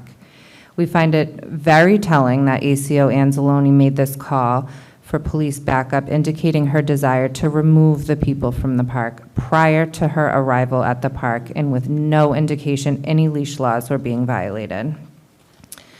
The police report also shows that the ACO had prepared police for what to expect by telling dispatch that this group had become aggressive and belligerent in the past, presumably referring to her previous interactions with one of the group members upon whose dog that the ACO wished harm upon. Police and ACO found no leash violations and issued no violations or citations. Members of the group stated to the police that the false nature of the relentless complaints against this group of friends using the park, the unkept dog waste, early morning reckless barking, and scared children, coupled with the ACO's expressly personal vendetta to put an end to this situation, her proactive collaboration with other agencies to drastically alter a neighborhood park with zero input from the neighbors, 200 of whom have signed an online petition in opposition to the plan, all in an effort to make this space usable. All in an effort to make this space unusable and unsafe, has now crossed the line into harassment. And we do believe that this is the case. Despite being painted by the ACO as belligerent, aggressive adversaries, the truth is the group that the group that I am speaking for this evening is just an open, small gathering of Plymouth neighbors who have become close friends as a result of simply getting together with one another and their dogs for 1 hour in the morning. We enjoy talking about our kids and our jobs, telling stories and jokes, and just enjoying one another's company. Despite the fact that one or a small handful of abutters would apparently rather not have people or dogs in the park across the street from their house, there is nothing threatening about this gathering. In fact, it is exactly the type of things that public parks are intended to encourage. It also happens to be a wonderful way to start the day. As neighbors looking to peaceably enjoy the park, we would like to see this contentious matter resolved to the satisfaction of everybody involved. Given that the group meets during permissible hours, town bylaws allow dogs to be present, and the morning group has a proven track record of cleaning up and caring for the park. The only remaining issue of concern appears to be the matter of the leash law enforcement. By the ACO's own admission, members of the group have shown their willingness to comply with the leash bylaws as currently written. They also have shown their intention to continue to meet together with their dogs 100% on the leash. That being said, everyone knows that dogs would much prefer to be able to run and play with their dog friends rather than stand beside their owners on a leash, something that actually encourages barking. With this in mind, we propose an amendment to the bylaws to allow dogs off leash at this park between the hours of 8 and 10 each day. This cooperative solution seems the least drastic and least disruptive approach. It would not involve the labor and expense of removing a fence against the will of the neighbors. It would preserve the beauty and utility of the green space while protecting the safety of the people using the park.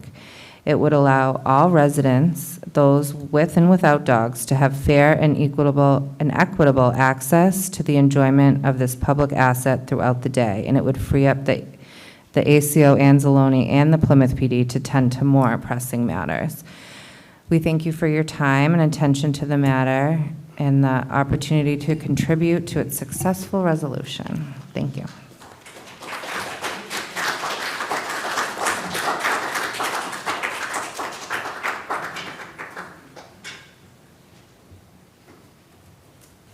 Hi, Ashley Shaw, 38 Newfield Street, Precinct 3.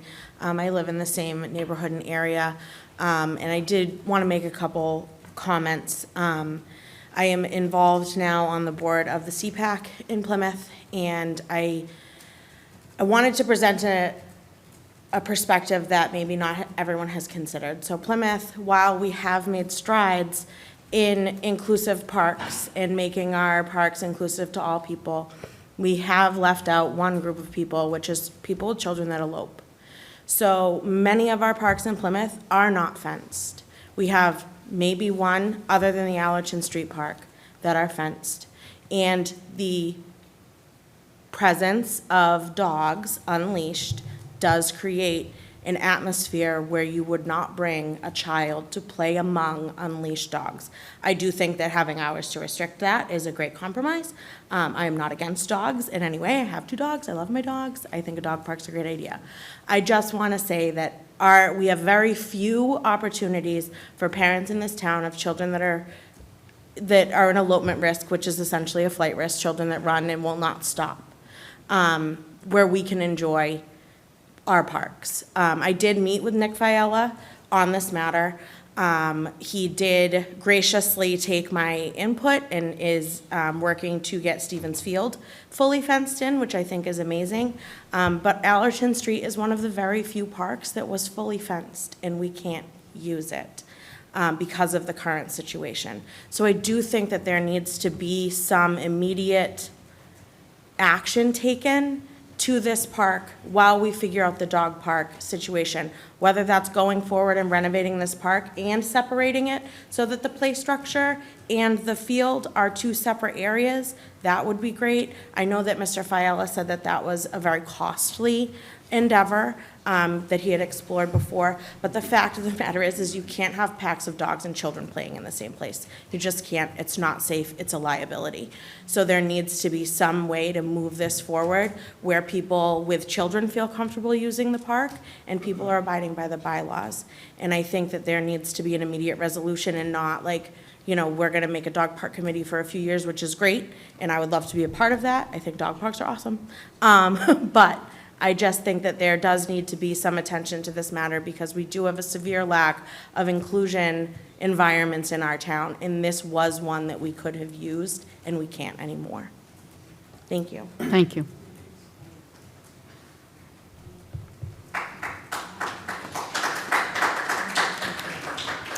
Hi, my name is Heather Finley. I live at 41 Samoset Street in Plymouth. Thank you for your comments prior. I just wanted to rebut on a few things that were said. I've lived there since 2001 and have brought my older children who are now 27 and 17, and I actually have 2 grandchildren that I bring there frequently who are 7 and 5. And I do understand the concern about maybe dogs and children together. Some people are fearful of dogs, and if there ever was a child there at 8 a.m., we would happily leave the park, but the time that we happen to be there, I'm not sure of other times during the day. It's a very unused and very quiet area. Like I said, it's a neighborhood park that I've used every day of my life. This is my 3rd dog that I brought up there, playing fetch with. So I know this park very well and this neighborhood.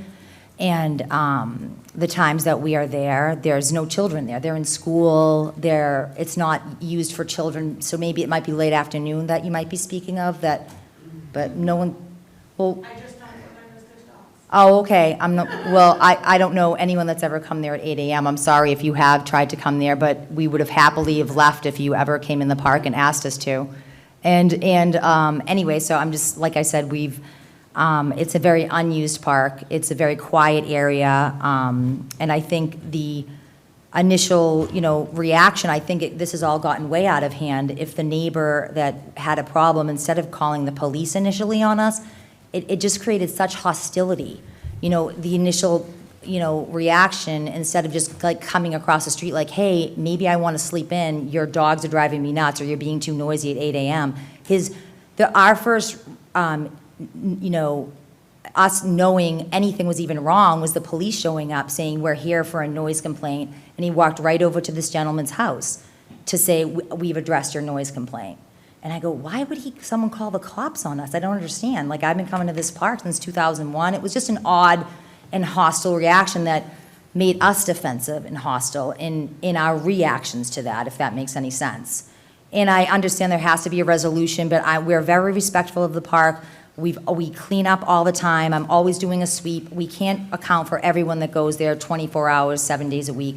But like I said, we're trying to be respectful and would like a resolution. And we have people that bring their own children there. Lindsay has 2 children. I bring my grandchildren. Our friend Katie brings her 3-year-old daughter and her little baby. We have kids, and it seems every park, there's Nook Road, Liberty Street, Cold Spring, Hedge School, West Rec. They all have, all dogs seem to coexist with kids and people cohesively, except for this little place that's I don't get it. It's there's just only a problem with this park. You go to all these other parks. Nelson Street has a group that meets up, and they have a training group. West Rec has a little play group. Cold Spring has a little play group. Nook Road every afternoon has a little play group of 3 dogs that meet right around 2:30. There's groups of people and dogs and adults and children all using parks, and it all seems to work except at Allerton Street. So I don't know how we can resolve it, but it seems a little bit bizarre to me, and that's all I have to say. Thank you.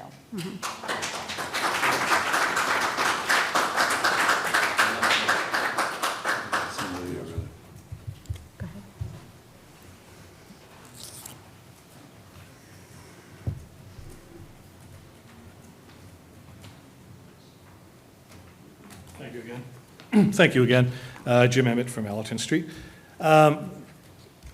I had a long letter that I sent to you recently, and I am not going to read the whole thing, so I will stop at that. The group here tonight certainly are, a group that are there in the morning, but we're not here to pick on anyone. This park is overused improperly. There is a leash law in place. It seems to me that everyone here agrees that dogs are off leash frequently. if not most of the time. The last week or so, we've seen a certain decrease in the off-leash activity, but the park it's overrun. If any of you stop by there, you can see that the grass has been mostly destroyed. And again, I'm not blaming any one person. It's just overuse of the park by unleashed animals. That's all there is to it. The animal control people have come by a number of times. Yes, I am someone who's complained. Barking dogs at 8 in the morning every single day, that becomes a problem. We can say that they don't bark, but dogs bark. That's how it works. The park has always been designated as a recreational play area for children. It was stated that in 1969 and in 1972. It's been reiterated over the years. The complaints have gone on for years. All you need to do is go to social media. If you want to see people complaining one way or the other, it's gone on for years.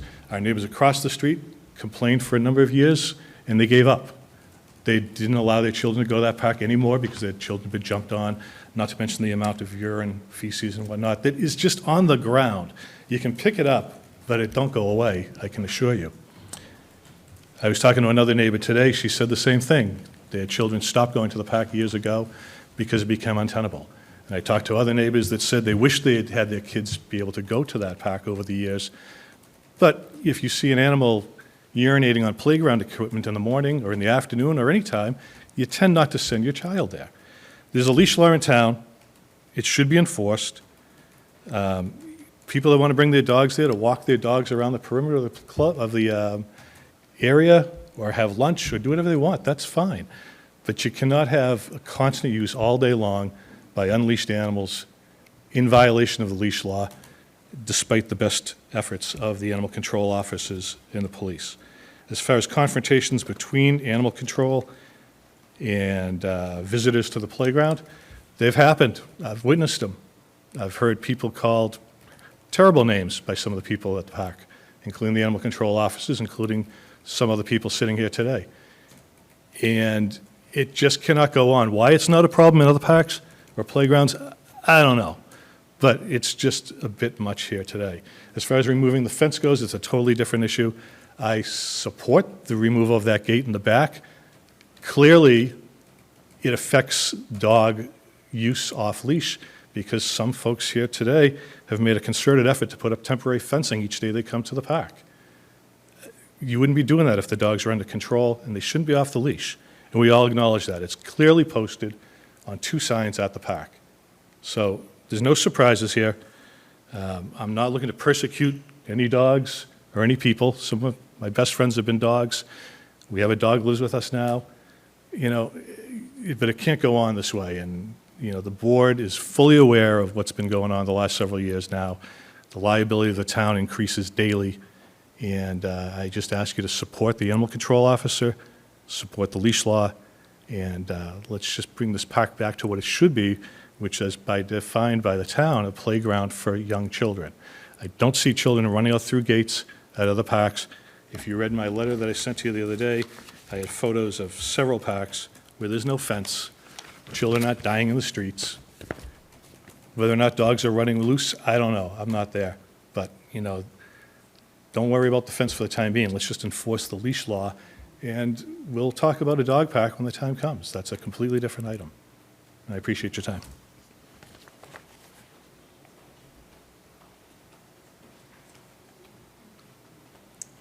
Hi, I'm Jen Wilczynski. I live at 37 Court Street. I just want to make the point that dogs have been allowed at the park leashed for this entire time. The off-leash issue didn't appear until the dog officers showed up because of other complaints, which are noise complaints. There's no noise ordinance after 7 a.m., so that's a non-issue. The feces is being picked up, but none of that matters because the dogs are allowed there. They're allowed there on leash. Thank you.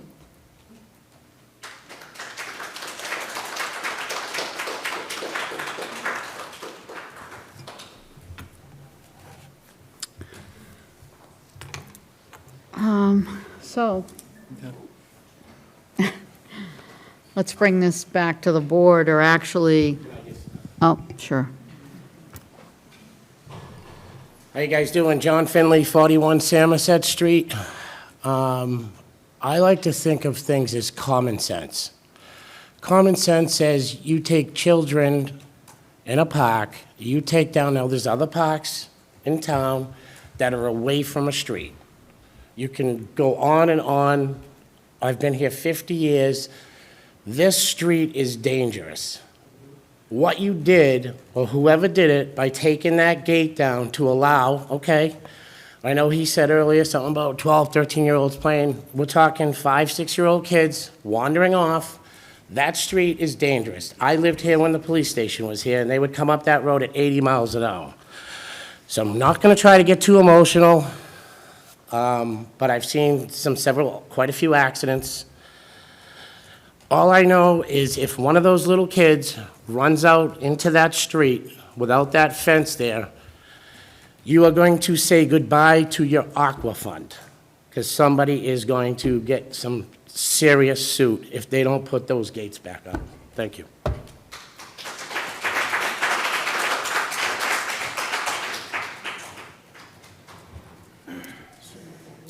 Okay, so I guess back to the board, or Derek, if you have any suggestions. I mean, I know that one of the residents in the audience, Ashley, her and I discussed playgrounds and fencing and everything like that.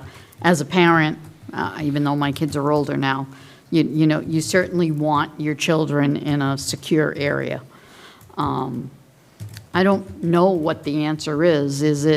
Do we put up another fence for an area with dogs? Do we have a secure area fenced in for children? So I guess I'm kind of looking to you, Mr. Town Manager, and the board to see how we can go about this. Because one of the things that I always say, never invite government into your life, because we have to follow the rules. And if the rules are that there's a leash law, we can't turn a blind eye to it. So that's a problem. And that's why I say, never invite the government into your life if you don't have to. So I understand it's very emotional. It's always emotional when it comes to your little furry friends, but it's just as emotional for people that have children as well.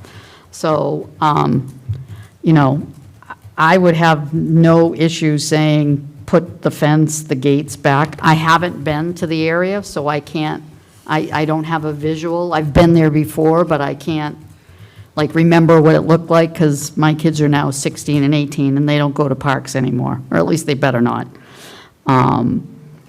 So I don't know if you have any suggestions. I know Mr. Helm has thoughts. Those are, yes, you have thoughts.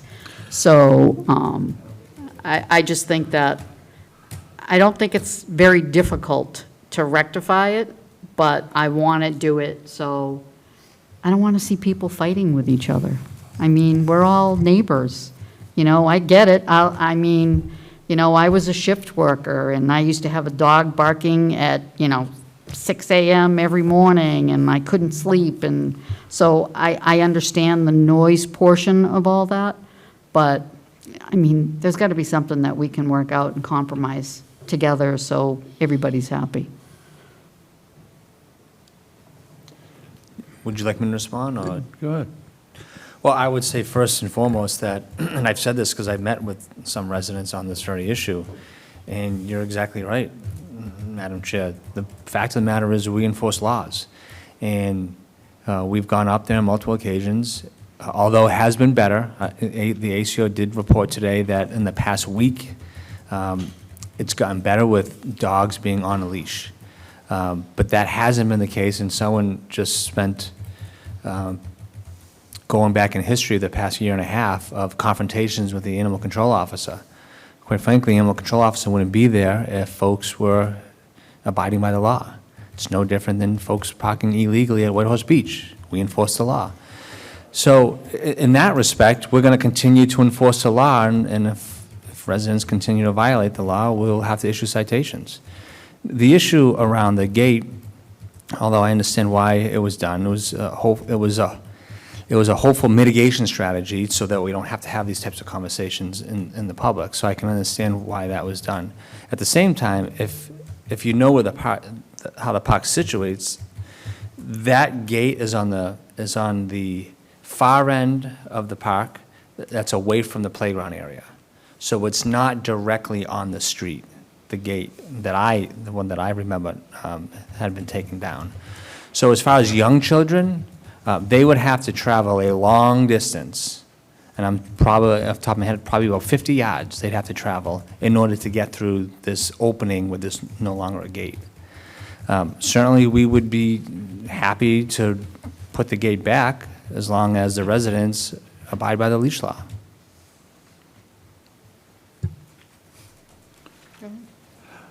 I would suggest that all of us, personally, in business, in government, we make decisions that turn out to be incorrect.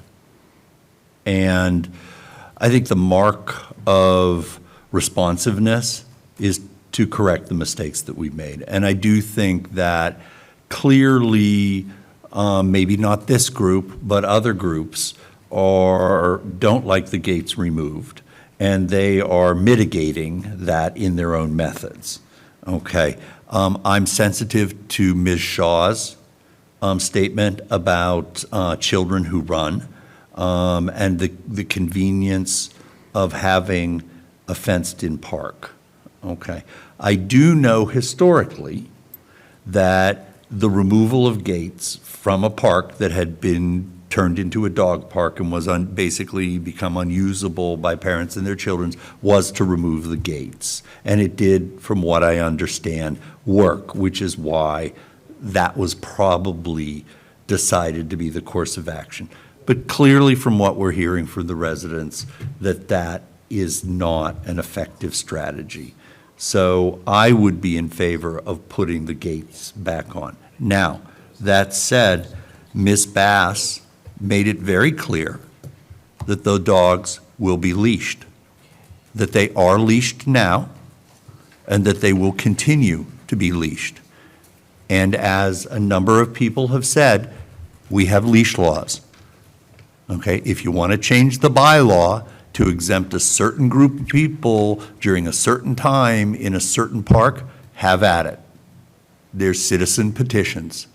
Okay, there's a proper procedure for that, and you can do that. I will be taking that thought forward into the dog park committee, as a concept for parks, because it's an interesting concept.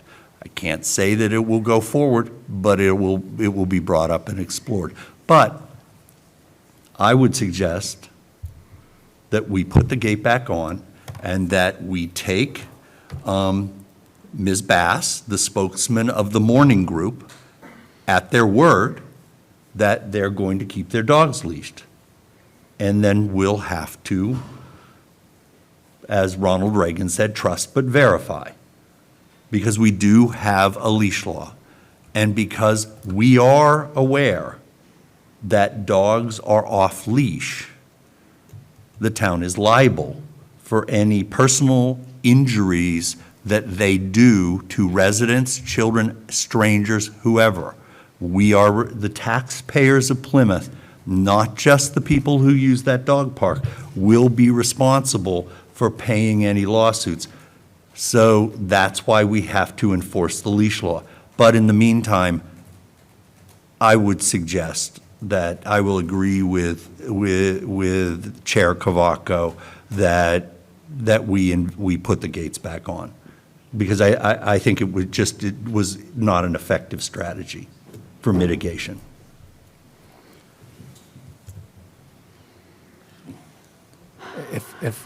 Okay. Through the chair, if I just could, again, provide some more context to this conversation. It's been reported and it's been verified by park staff that when the gate was taken down, dog owners, they believe dog owners brought their own fencing in order to again, keep the dogs unleashed. So It's probably wasn't an effective strategy when they bring their own fencing in order to keep the dogs contained. So we're happy to do what the board's pleasure is, but I just wanted to let folks realize all the other instances that have happened since they took the gate down. Hi, Karen Reed, 9 Allerton Street. I'd just like to comment, when you said that the kids would have to run really far to get out of the gate, the gate that actually goes into the playground, somebody bashed off the latch. So that gate swings back and forth, and that is a danger to the kids. So I just wanted to add that in. Can we get that repaired too, Derek? Yeah, no, absolutely, we can repair that. That's news to me. And if the Parks Department knew that that was broken, I'm sure they would repair that. But again, that wasn't the gate in question. Yeah, but it Right. was bashed off. Yeah, no, and we can get that repaired. Yeah. Absolutely. Yep, Okay, thank you. I just wanted to bring it up. Thank you. So I think that there is some sort of resolution. I mean, you have to leash your dogs. We can't turn a blind eye to laws that we have. And, you know, as a parent, I would hate for any of our residents to not want to go to a park that's got a playground because they're afraid of dogs that's running around. So, I mean, pinky swear, promise, please, leash your dogs. We'll get the fence back up. Stop being mean to each other. Don't yell at each other. And let's see if we can, you know, work this out. Go ahead. This is the last comment. We still have a full agenda ahead of us. I don't want to be here till 11 o'clock. It's a 9:45. Yeah. Thank you again. And, you know, I'm going to have to respectfully disagree with Mr. Helm. Taking down that gate was a mitigating factor, clearly, otherwise efforts wouldn't be made to try to circumvent it. As far as where the gate is, Mr. Brindisi states, and it's accurate, that gate is on the Seaver Street extension, I guess you'd call it, which is a dead-end street. There are, I think, 2 houses beyond it. There's not traffic zipping down the street. The gate that's closest to Allerton Street, by all means, make it so that a child can't run out of there. If the gate needs repair it. But putting back what was a one mitigating factor seems going in the wrong direction. And if in fact dogs are leashed, then what are we worried about? Having a gate open on a dead-end street that has 2 houses at the end of it. Well, I mean, I'm cautiously, go ahead. May I address that? This group has committed to leashing their dogs. We have to take them at their word. They have committed to leashing their dogs. I can see that you don't believe that they will. I'm not addressing the folks here tonight necessarily. This is a park that's used from 8 a.m. till 8 p.m., give or take. There's other animals that come through, other people with their dogs. Are we going to call everyone up and ask for a promise? Or No. are we going to enforce the We're going laws and do to, the we best to will, mitigate the we problem? will be enforcing the leash laws 24/7. The leash laws don't exist just in the mornings. No, I'm not, They again, exist I'm not all day arguing. long. Pardon me, I apologize. I'm not arguing for a specific time, I'm just saying in general. I think that removing the gate was a good effort. Clearly, it was something that some folks decided was inappropriate, so they were going to try to go backwards on it. And now we're saying, well, let's put it back up and solve a problem for someone else when we actually got rid of a problem to a degree. And that's all I can say, and you'll make your vote as you care. Thank you.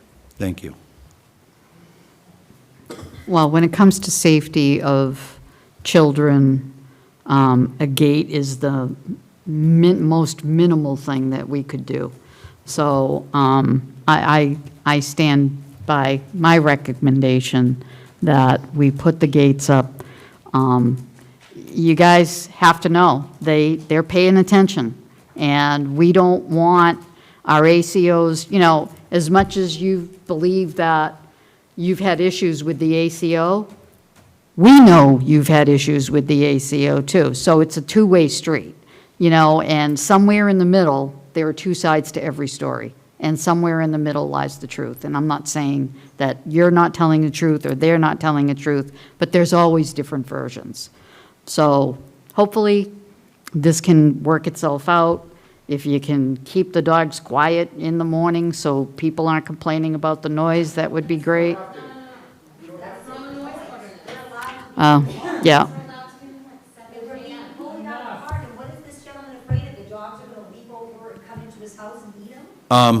Let's keep it a little bit civil here. Right. We're trying to get to a resolution. I understand the tensions around this issue are pretty tough, but we're trying to get you a resolution here.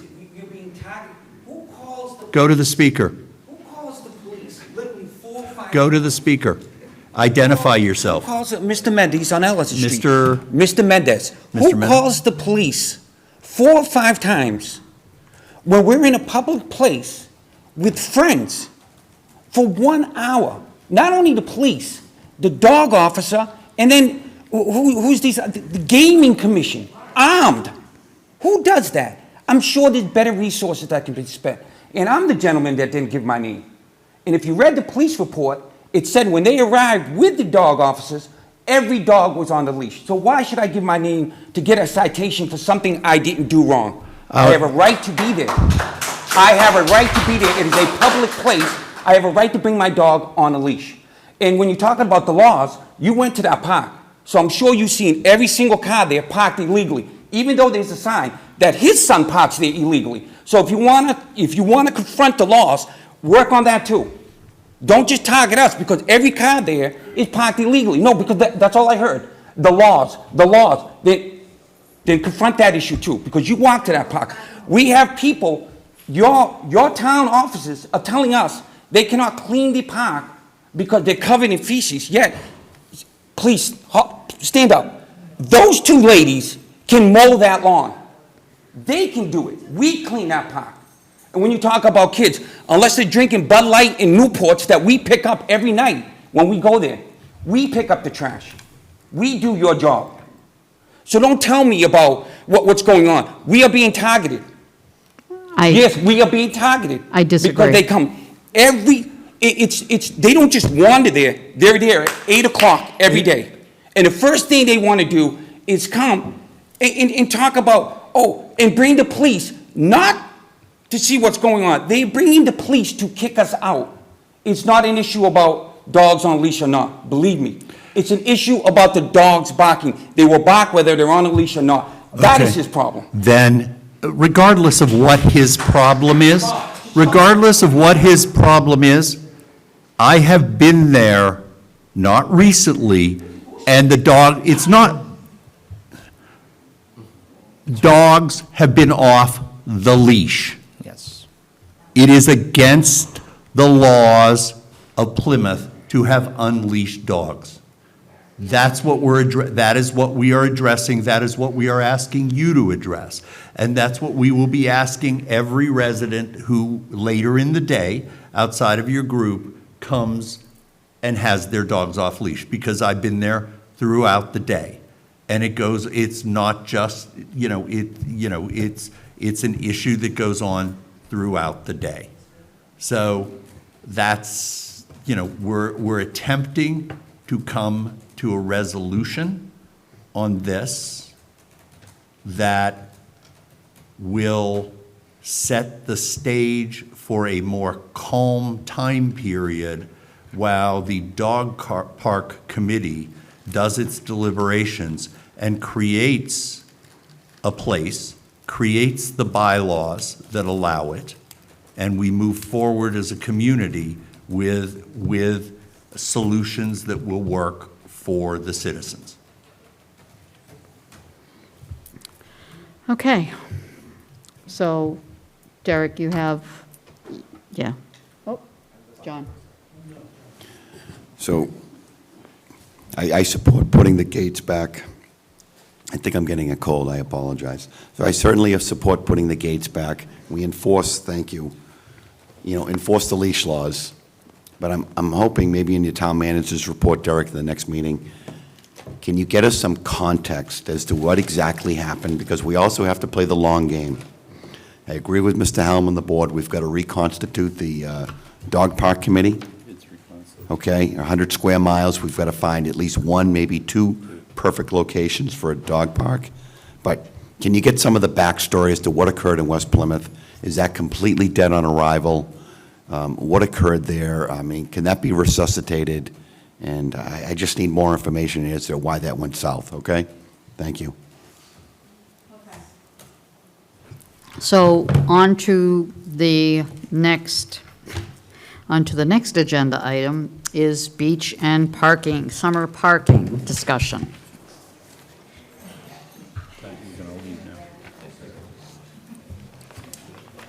So, thank you. In our packet, we have a proposal from a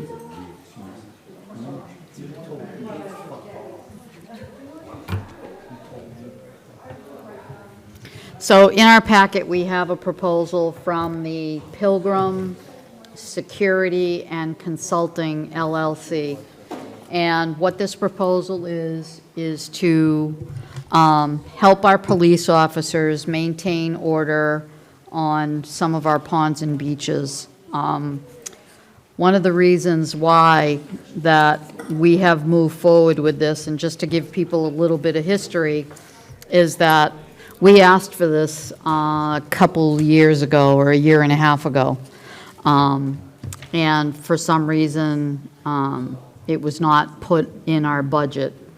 One of the things that is problematic and that many people don't know is that, our police force is down 24 officers right now.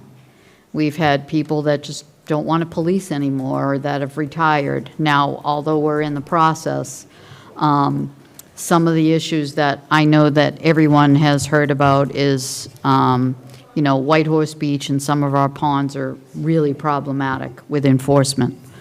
So, and that is parking enforcement, which is why we implemented our first sticker program down at the White Horse Beach area. So, Mr. Norris is here. He did put a proposal together for us, and after discussion, I certainly would like to move to put this in place so that he can help our officers out and start doing all the ticketing to some of our beaches and ponds. Hold on. So, Mr. Norris, why don't you come up and explain a little bit?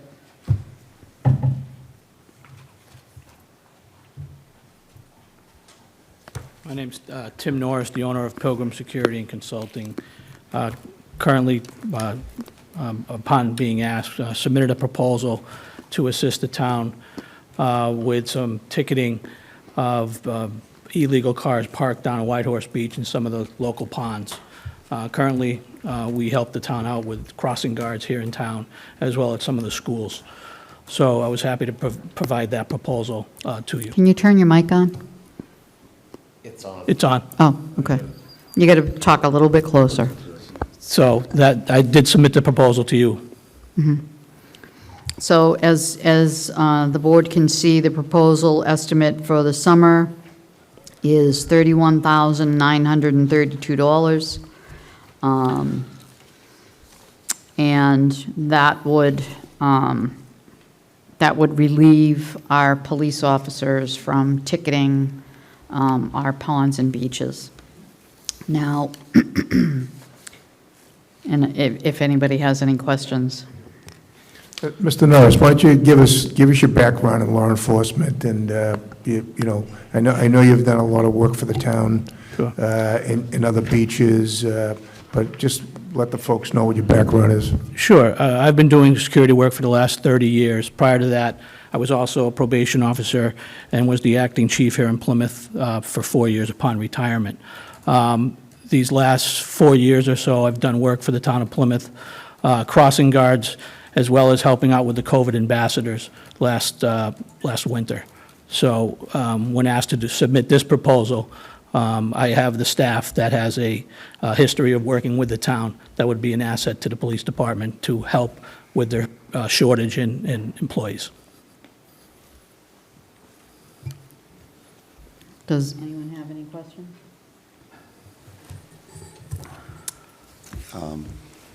Maybe to the town manager on this. Do we have to you have to put this out to bid? We can't just unilaterally award this contract, can we?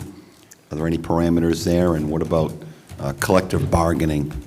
And I know the chair mentioned how we're down 23 to 25 officers. And I know there's definitely a need, but just want to make sure we follow the proper protocol. Yeah, through the chair, those are two great questions. So to answer the first one, this is a $32,000 proposal. Anything less than $50,000 requires the municipality to seek 3 quotes. So in this case, we would definitely have to reach out to see if there are any other vendors out there that do a similar type of service in order to reach the necessary 3 quotes. So that's the first thing we would take a look at. And then the second question relates to the patrolmen's union. Given the fact that the chief has reported that they are down 23 police officers, we certainly would engage with the president and the union membership around our need to hire an outside firm. Given what's going on in the climate with the lack of manpower, I can't imagine that this would be a problem, but it's something we certainly would have to at least have a conversation about. I've already spoken to them, John, and they don't have a problem with it, but we can do it. Yeah, actually, they did. They asked for the help last year. And specifically, what are the areas outside of Whitehorse Beach? What are the ponds you're referring to? You got Is it- Fresh Pond. Is it Morton Park, stuff like? We're working on White Island Pond, White Pond, sorry. We created a, Whitehorse Beach is a standalone, but we created a beach and pond committee that Mr. Blitzer and I chair together. So there are neighborhoods that are getting together and they're coming forward. The good thing is that we have that footprint of Whitehorse Beach and how that went, and it's been pretty successful, so. So, Tim, nobody's armed? Yes. Strictly just Unarmed. enforcing parking? Really, I'd follow the board's, policies and procedures and how they'd want it to go forward. That's why I submitted the proposal upon request. Okay, thank you. John, I think he's going to replace, similar to what Park Plymouth does. Right. Park Plymouth doesn't want to get down to Whitehorse Beach, because it's not in their jurisdiction. So his people would be doing the same thing that Park Plymouth would do. The other item that we certainly have to look into is funding. So we don't have an appropriation right now in the operating budget. And I think, Jim Kavaku, you had mentioned potentially going to seek a reserve fund transfer through the A&F. From what I know right now, their next scheduled meeting is July 13th. So I know that is a ways away. Could we ask them to meet earlier, potentially? Because I know we'd like to have this in place prior to the 4th. Yes. Yep. Our next meeting is June 15th. Okay. We're meeting one more time before You the, are? Okay. before the special. Perfect. That makes it easier. Thank you. Get us on the agenda. Are we able to get solicit 2 other bids by June 15th? Would that be requisite for the request Well, from? yeah, so it's not a formal bid process, so we would just have to have the scope of work drawn up and then identify 2 other firms that do this type of work. And we could give them a deadline of when to respond by. It's not a formal 30-day bid process like an RFP or an IFB. So I would like to, yeah, I'd like to make a motion to make it happen, like Mr. Helms just said. No, but I'd like to make the motion to direct the town manager to move forward with the process. I'll second that motion. Discussion? Mr. Norris, if I may. I'm curious, in the ticketing, would those be processed by Park Plymouth? And, or would they, you know, would it be the same system that we use there? I would defer to the council on that. We would write any ticket that either the police department gave us or All right, Park well- Plymouth. Well, Park Whichever Plymouth one. processes all the tickets for the community, whether it's police Right. or anybody. And the reason I'm asking is because the tickets actually written by the police department go actually to the police department after they back out the fees. And, you know, compromised, those tickets go right to the Disabilities Commission. So that's why, you know, we want to get those answers too. Well, I'd like to know those answers. So you're basically saying you'd write them, and Park Plymouth would process them just like they would with everybody else? Yeah, just like, you know, whatever the I'm policies and assuming. procedures that you guys put in Okay. place, we Right. would enforce. So we could check on that, Yeah, so. they'd be handled similar to the police, and I can tell you that the tickets will probably pay for themselves, so, Right. you know, Yeah, no, but that wasn't my question. people, I know how you pay a ticket. no, I'm just saying to you that. I just want to know who was processing It them might- it and what probably the fee paid would for be, the that's all. service, is what I'm saying. Yep. Okay. So- Yep. Okay. Any other board questions before we take a vote? All those in favor? Unanimous. Okay, town managers report.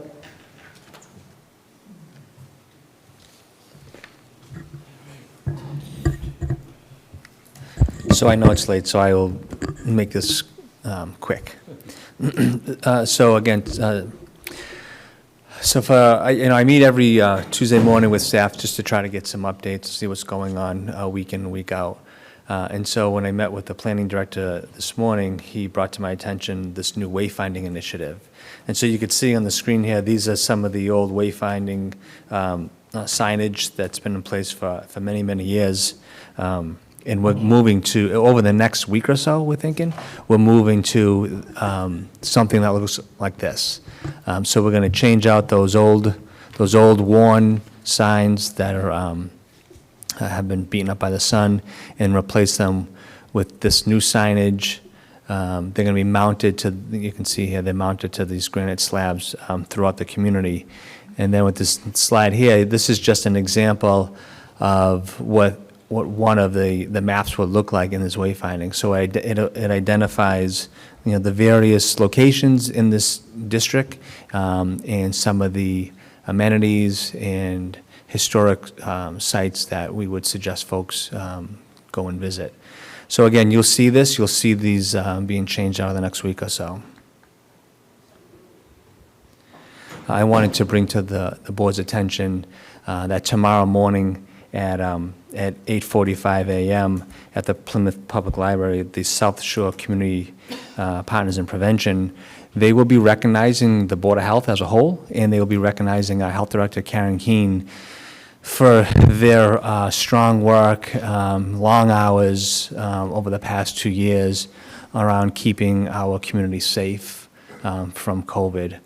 So, you know, in the letter you would read that they recognize that they had to make a lot of difficult decisions, oftentimes with a lot of political pressure or public pressure to do things differently. And so they're being recognized tomorrow for everything they've done for us over the past 2 years. I also want to bring to your attention over at the Center for Active Living, the new Cal Express there's going to be a ribbon cutting ceremony this coming Friday at 10:30 over at the Senior Center. Just a little bit of background on this Cal Express. The Senior Center received a $5,000 grant award from a private donor. In addition to that, that was matched through a grant effort that they had submitted. And so what this does, working with GATRA, any one of our seniors can call this number and they can reserve a ride to the senior center free of charge. And so, again, you're thinking about COVID, a lot of our seniors were really homebound, and they were like isolated socially. So this is an effort to try to get them back out, try to get them to the senior center at no charge. You know, anywhere in the community they can call this new Cal Express and take advantage of going to the senior center and participating in all the different activities. Next, so on June 22nd, there'll be another press conference. In this case, the Plymouth County, they will be awarding the town $2,250,000 to upgrade the airport wastewater treatment facility. So this was in large part because of the application that was submitted by our finance director, Lynn Barrett, and our DPW director, Jonathan Beater. So a lot of credit goes to them for finding value in this work and submitting this grant application. So there'll be a press conference on the 22nd at 2 p.m. All are invited. We expect folks from our federal delegation to be there and our state delegation as well. So last week, I know you're aware of this, but I want to talk about this publicly. There was another press event for the Forward Act. So this is state legislation. It's approximately $3.7 billion that's going to help the state recover from the effects of COVID. The Lieutenant Governor was here last week, and she talked a lot about this Forward Act and the fact that it's going to touch all 351 municipalities. And you can see from this slide here how the town is getting approximately $4.3 million. $3.3 million is going directly to improvements to the parking lot and stormwater system at the Plymouth Harbor. Another $600,000 is going towards acquisition of land over at Miles Standish. $249,000 is going towards the Jenny Gristmill Fishway project for the design and permitting of that project. And then $150,000 is going towards affordable housing. So again, you know, another $4.3 million coming back to the town through the state and through this act. So just some quick operational updates. Speaking of enforcing law, although we are undermanned over at White Horse Beach, there's been 110 parking citations issued and only one arrest, which is a good thing. So the chief has stated that, you know, things are going well down there, and you know, with this new program and potentially an outside vendor, you know, things can only get better. I've talked a lot about graffiti over the past few weeks. The police department have informed me that they were able to identify a juvenile who was arrested and who was admitted to tagging a number of our public spaces. So the parking garage, 8 Town Square, and the mural at Brewster Gardens all were tagged by this one individual. So unfortunately, there's been new graffiti identified over the last couple days. So this is a growing problem. So again, we're going to continue to do the work that we do to try to identify who's doing the tagging and think of different bylaws that we can implement to prevent those in the future. Moving on, we have 10 art wrap utility boxes that are going to take place. So you've seen these in the past. We've had a lot of our utility boxes wrapped with art, and so there's going to be 10 more locations in the town identified over the next month or so. As far as procurement and finance, you can see here a lot going on in procurement. We have a bunch of open bids: Water Street, sewer interceptor, water main replacements on 2 different bridges, and then we're in the process of putting Spooner Street back out to bid. The airport, now that we have the money, putting out to bid the airport wastewater treatment plant, and then a number of other items. So just to bring this to your attention. And then last, I just wanted to mention that you know, I've been doing this this weekly show called This Week in Plymouth over at PAC TV. Yesterday, Chairman Cavaco joined me. We had a lively discussion of all the things that are happening in town. So I would just put that out there. If any other board members want to join me, there's always things to talk about, and I'd love to have you on. So that's going to be a weekly rollout.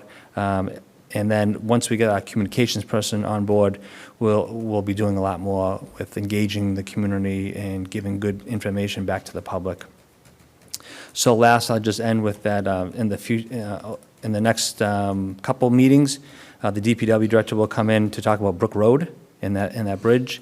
And then I've asked the Director of Inspectional Services to give the board an update around online permitting programs. So we're nearing the finish line on that. Well, hopefully we can launch that in the next, I would say, 4 to 8 weeks. So you'll see those departments come forward to give you a briefing on those 2 different projects. And then just, these are the things I talked about earlier, so I had this information prepared, but these were the various projects that our department heads had identified for the use of ARPA. Pending any questions, that's all I have for this evening. Thank you. Does the board have any questions? None from me. Okay. So the next is Select Board, open discussion, new business letters, old business. We're changing the agenda a little bit, and I might as well just jump right into the way we are going to go about it. So when we have an agenda, and I know I post it on social media so people can see it, all you can see is actual agenda items. What will happen moving forward, and I've been working with Derek, for each agenda item, there's going to be a hyperlink. And under that hyperlink is going to have all the information of that particular agenda item. And I think this shows as much transparency as we can get out there. And I think people will kind of know what it is. They wouldn't have to wait for, a meeting, not that I mind having you guys, but they wouldn't have to wait for a meeting to ask any questions. We did do the 7 days in advance, kind of like FinCom does, to have, articles to us for the agenda item. So it's going to be, I think, much more user-friendly for someone who wants to read the agenda. Of course, all of our executive session topics will not have hyperlinks to it, but everything else will. And I think it'll be easier. Mr. Helm will be manning a computer so we can see who's on our webinar and who's waiting, because I just got a message that someone waited for 4 hours. And of course, Mr. Vice Chairman is going to try to keep me in line and help me along as I take on this new role. So that's what I have for new business. And I believe that hyperlink agenda, we should have it by our next meeting. Yeah, so this, the next meeting, that might be tough. I'm a little demanding, aren't I? Yeah, so you're right. The goal with the agenda moving forward is to not create these PDF packets. And so if there's a way that we can create an agenda with hyperlinks behind it, when the board receives their packet on Fridays and it's posted to the website, everyone in the community will see all the backup material, which I think is kind of the struggle right now. Folks are actually attending the meeting because they're not really sure what these agenda items are and what the discussion's going to be. So there's actually some really nice software. I think the school department actually uses it right now that our assistant town manager has been researching and pursuing. That one's going to take a little bit more time to implement. But there's a more simplified version, and that's just creating a Word document and then knowing how to create hyperlinks. So that's going to take more just training than anything else. So we're tracking. It's just going to take us a little bit of time. So that's a no? That's a probable no for the next meeting. It could be more of a probability for our July meeting. Okay. Thank you. Does anybody else have any new business, old business letters? Johnny? Just a couple of quick things. A couple of years ago, the board had in the 1820, we had a young woman who was going to Bridgewater State, and she was a Plymouth South graduate. Betty, you were probably there. Right, yep. She won a national championship, Division III, over at Bridgewater State for track. And it's amazing that a week or so ago, she finally wrapped up her track career over at Bridgewater State. And if you were to believe what you read on Twitter, she's the most decorated athlete in the history of Bridgewater State. So she ended up winning another national championship. And then I think she was All-American 6 times. Her name is, I think it's J.C. Andrews, and a South graduate from 4 to 6 years ago. But I just wanted to give her a shout out. obviously, textbook example of what a student athlete is. And then the second thing I just had was, and this is directed at the town manager. So there's a special town meeting in 14 days. Apparently, it's going to be entirely remote. I just got off of Boston.com because I wanted to see the daily COVID numbers. So the state has been hovering in the hospitalizations for the last week in the 600 to 700 person range. If those numbers don't go up and they stay down in a manageable number, is it optimistic of us to be back to a brick and mortar setting in October? I would say outside of any pending legislation, yes. Again, to your point, if the COVID numbers don't rise, there'd be no legislation, at least through the governor's order. So the governor's order expires July 15th, I believe.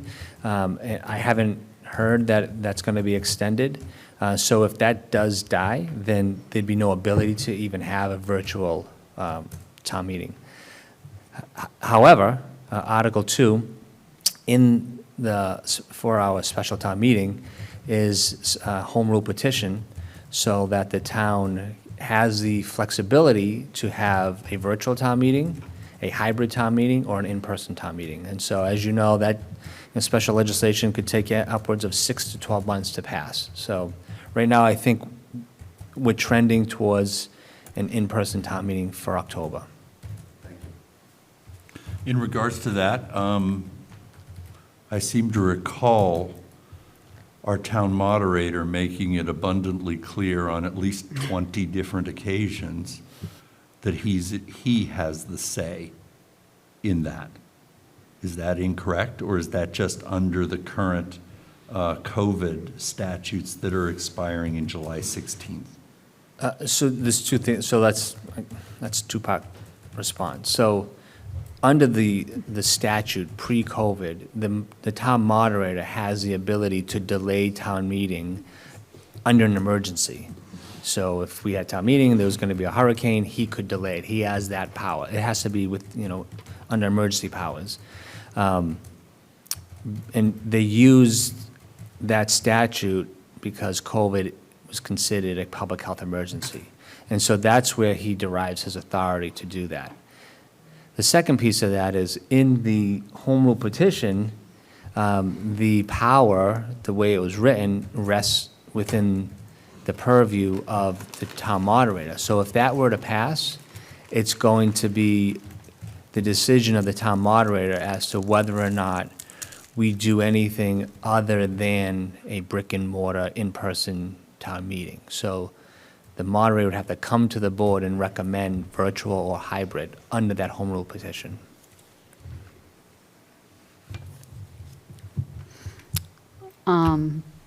There's just one more thing, and I don't know if folks have, especially the folks at home that have followed along with some of the legislation that we filed through town meeting regarding Holtec. And it was actually heard in the House today. And I've been talking with Matt Moratori on and off all day trying to get an update. So I'm just going to read to you what he wrote to me, which is actually really good news.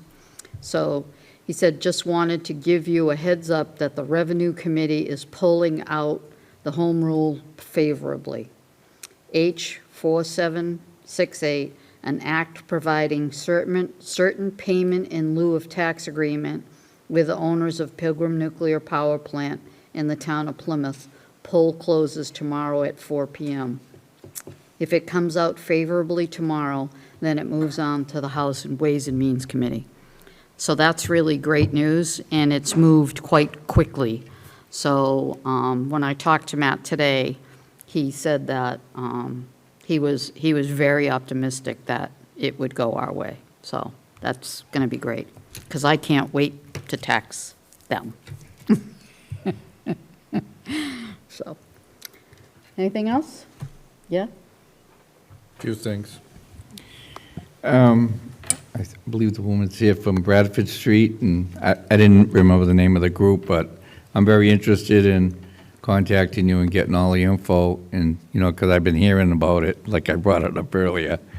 but I haven't actually met anyone from there or know what the concerns are, but I'm very interested to see how that unfolded, and if I can help, and if I can, I can't, but I'd like to at least see what was done and what, what the problems are. If you don't have an issue with that, I'd be very happy to sit down with you sometime, or come to your meeting, or whatever you all do. And that brings me into reaching out to the chair of the planning board, starting with Brigitta, and capping condos on Water Street and expanding the historic district in this community.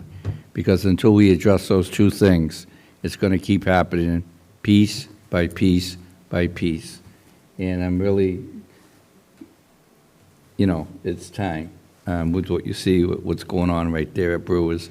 And you know what's going on down the road 10 years from now, or 20 years from now, right? Or 5. The same, you're going to see at every other marina. Right. I share a lot of the interests with you on that, and I would like to start with her, and I don't know if that's going to be the final conclusion, but I'll report back to the board, and if we need to make a subcommittee for that and start looking at some of the bylaws, it's time. It's past time. Parking's never addressed with these projects. I've sat on the PGDC with Charlie, and, they put these developments out there, and there's no parking. They all ought to have parking, and that should be mandatory. Never mind the grandfather. I had one once, too, and I loved him. But, I'm sick of the word grandfather, So we need to see what we can do, at least look into it, and try and change some things. And the last thing, I see Ms. Felsen here, and I think she needs to give her a little docket time at a future meeting. Did you come in and talk about the ride share? I can, but I actually am here because of your administrative notes for the Mayflower Meeting House permit to do the transformer. Right. Because I'm also involved in that. But if you'd like a report on my circuit. No, I mean, not tonight. I said future. I wouldn't spring it on you like that. But I think it's such a important, and I'm so amazed by it. I actually ran into her in the Memorial Day parade. Are you? But I think the children and the citizens of Plymouth need to know about that, so they'll use it. Yeah, so maybe at a future meeting, okay? Sorry, I didn't mean to scare you, wake up like that. And that's it for me. Thank you.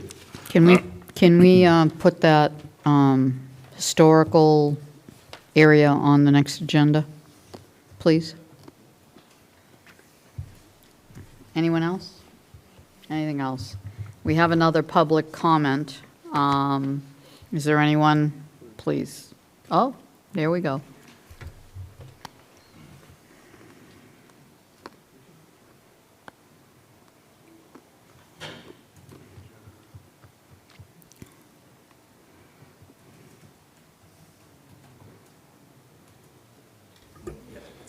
Hi, Stephen Bullock, 51 Graffham Road. I was informed tonight that I'll be getting some answers back on the questions I came in 3 weeks ago for, which is great to hear. The other thing is the last time I was in, we talked about dockage, and I went down to the harbor, I talked to them. The charter boat row is not for 15-minute tie-up.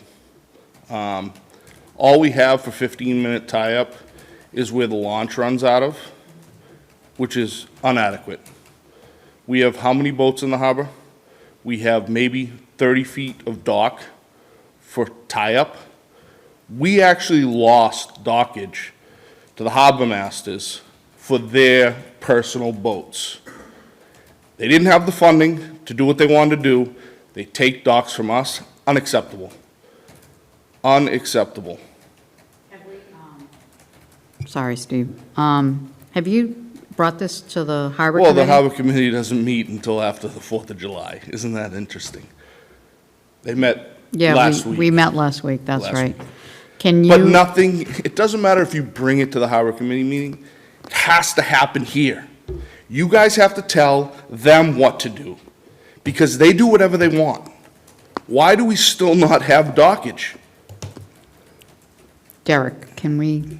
Why? Have have that conversation, and I will bring it up to the Harbor Committee. Yeah, but it's gonna be after the 4th of July. No, I understand You have that. all these people that come to our harbor, and how many hundreds of thousands of dollars has this town lost over the years? Is there a place that you suggest a tie-up? I don't understand why they don't put the T-float back in where the launch runs out of. I mean, agree. Why did we lose that? Now we just have a finger pier that the launch ties up on. Can we Who is making these decisions? We have a harbor committee, and I guarantee, and I know a bunch of the guys that are on the board, that was not a decision that was made by them. No, it was not. So why is it that we have a subcommittee that has no power? Nothing gets done what they ask, I mean, it's a short season. Why are we here in June talking about something that should have been done in December? A plan should have been made, and it should have been executed before June 1st. And as far as I can see, it has not. Well, we certainly need more dock space. I understand that, but But how did we lose dock space to the harbor masters for something that they did not get funding for when they built their building? Answer me that. you know what? I can't They answer you did not that. go through the whole project. Mhm.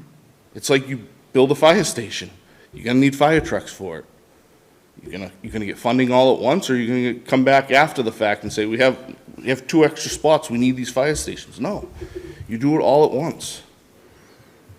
If we could find out from Chad why, and I can talk to you more about it tomorrow and tell you, because there was a certain configuration where the launch is, it used to go out straight and it was a T. And on that T, although it was a private dock, there was an area that you could tie up to there. And then after that, like a little bit away from it, there was another dock that people would tie up to, so. And another thing is with the dockage and the harbor master's new docks, if it was me, I wouldn't be bringing people down to the harbor master's boats for dinghy dockage on the backside of it. I mean, you don't need people wandering around the town's boats. Right. I mean, that just doesn't, if that's the harbor master's dock, then that's what it is. Nope. Yeah, so we can get more involved in it tomorrow. Yeah. I mean, we're in the season, and I mean, you can drive down to the harbor and you can see where the launch is, and Right. you know, Was on just a there beautiful yesterday. Saturday afternoon, where storm comes in, where are people going to drop people off? No, I agree. I thought it was more tie-up space than what I'm hearing. Nope. So, Yeah, Well, I we could, appreciate your we can time. certainly look into that. I know the last time there was a conversation about just the layout of the harbor. The harbor master had said that the layout was approved by the harbor committee years ago, and maybe that was 3-5 years ago. So I would like to believe that the harbor committee had input on the layout and the dockage, and so maybe you're just not privy to that. But we can follow up, and I know you have the assistant town manager's contact, so we have your contact information, so we'll follow up. okay. It's just, I mean, all the people that are on the harbor committee are in their boats every weekend, nights. For their input to not be taken is pretty bad. I mean, once again, the harbor pays for the harbor master and all their salaries, and all of us spend money in the town when we're down there, whether it's fuel, going out to eat, and then not to be heard. I mean, it's pretty bad. So, you guys have a wonderful evening. Thank you. Thank you. Okay, moving on. So unless people have, the board has any questions, I want to move as a group, license and administrative notes. So the licenses and the administrative notes, I know that Leah said that she had a question. We are going to remove, number 9 under the administrative note has been removed for this week. So So we're going to remove that. But did you want to talk about something? No, I just, number 3 under administration is why we're here. It's actually between the town of Plymouth and the Mayflower Meeting House. Oh. Meeting House. Okay. And we're just here to answer questions if you have any for that. Okay. Thank you. So if anybody has any questions, I'd look for a motion to move licenses as a group, and then administrative notes as a second motion. Motion to move licenses as a group? All those in favor? Unanimous. Now, administrative notes. Motion to move administrative notes as a group? All those in favor? I abstain from number 1. Okay. Abstention from number 1. Okay. So now, committee liaison designee update? None? Motion to adjourn. Motion, or second, whatever. Here, there's stuff for you to sign. Thank you, Chairwoman. everyone.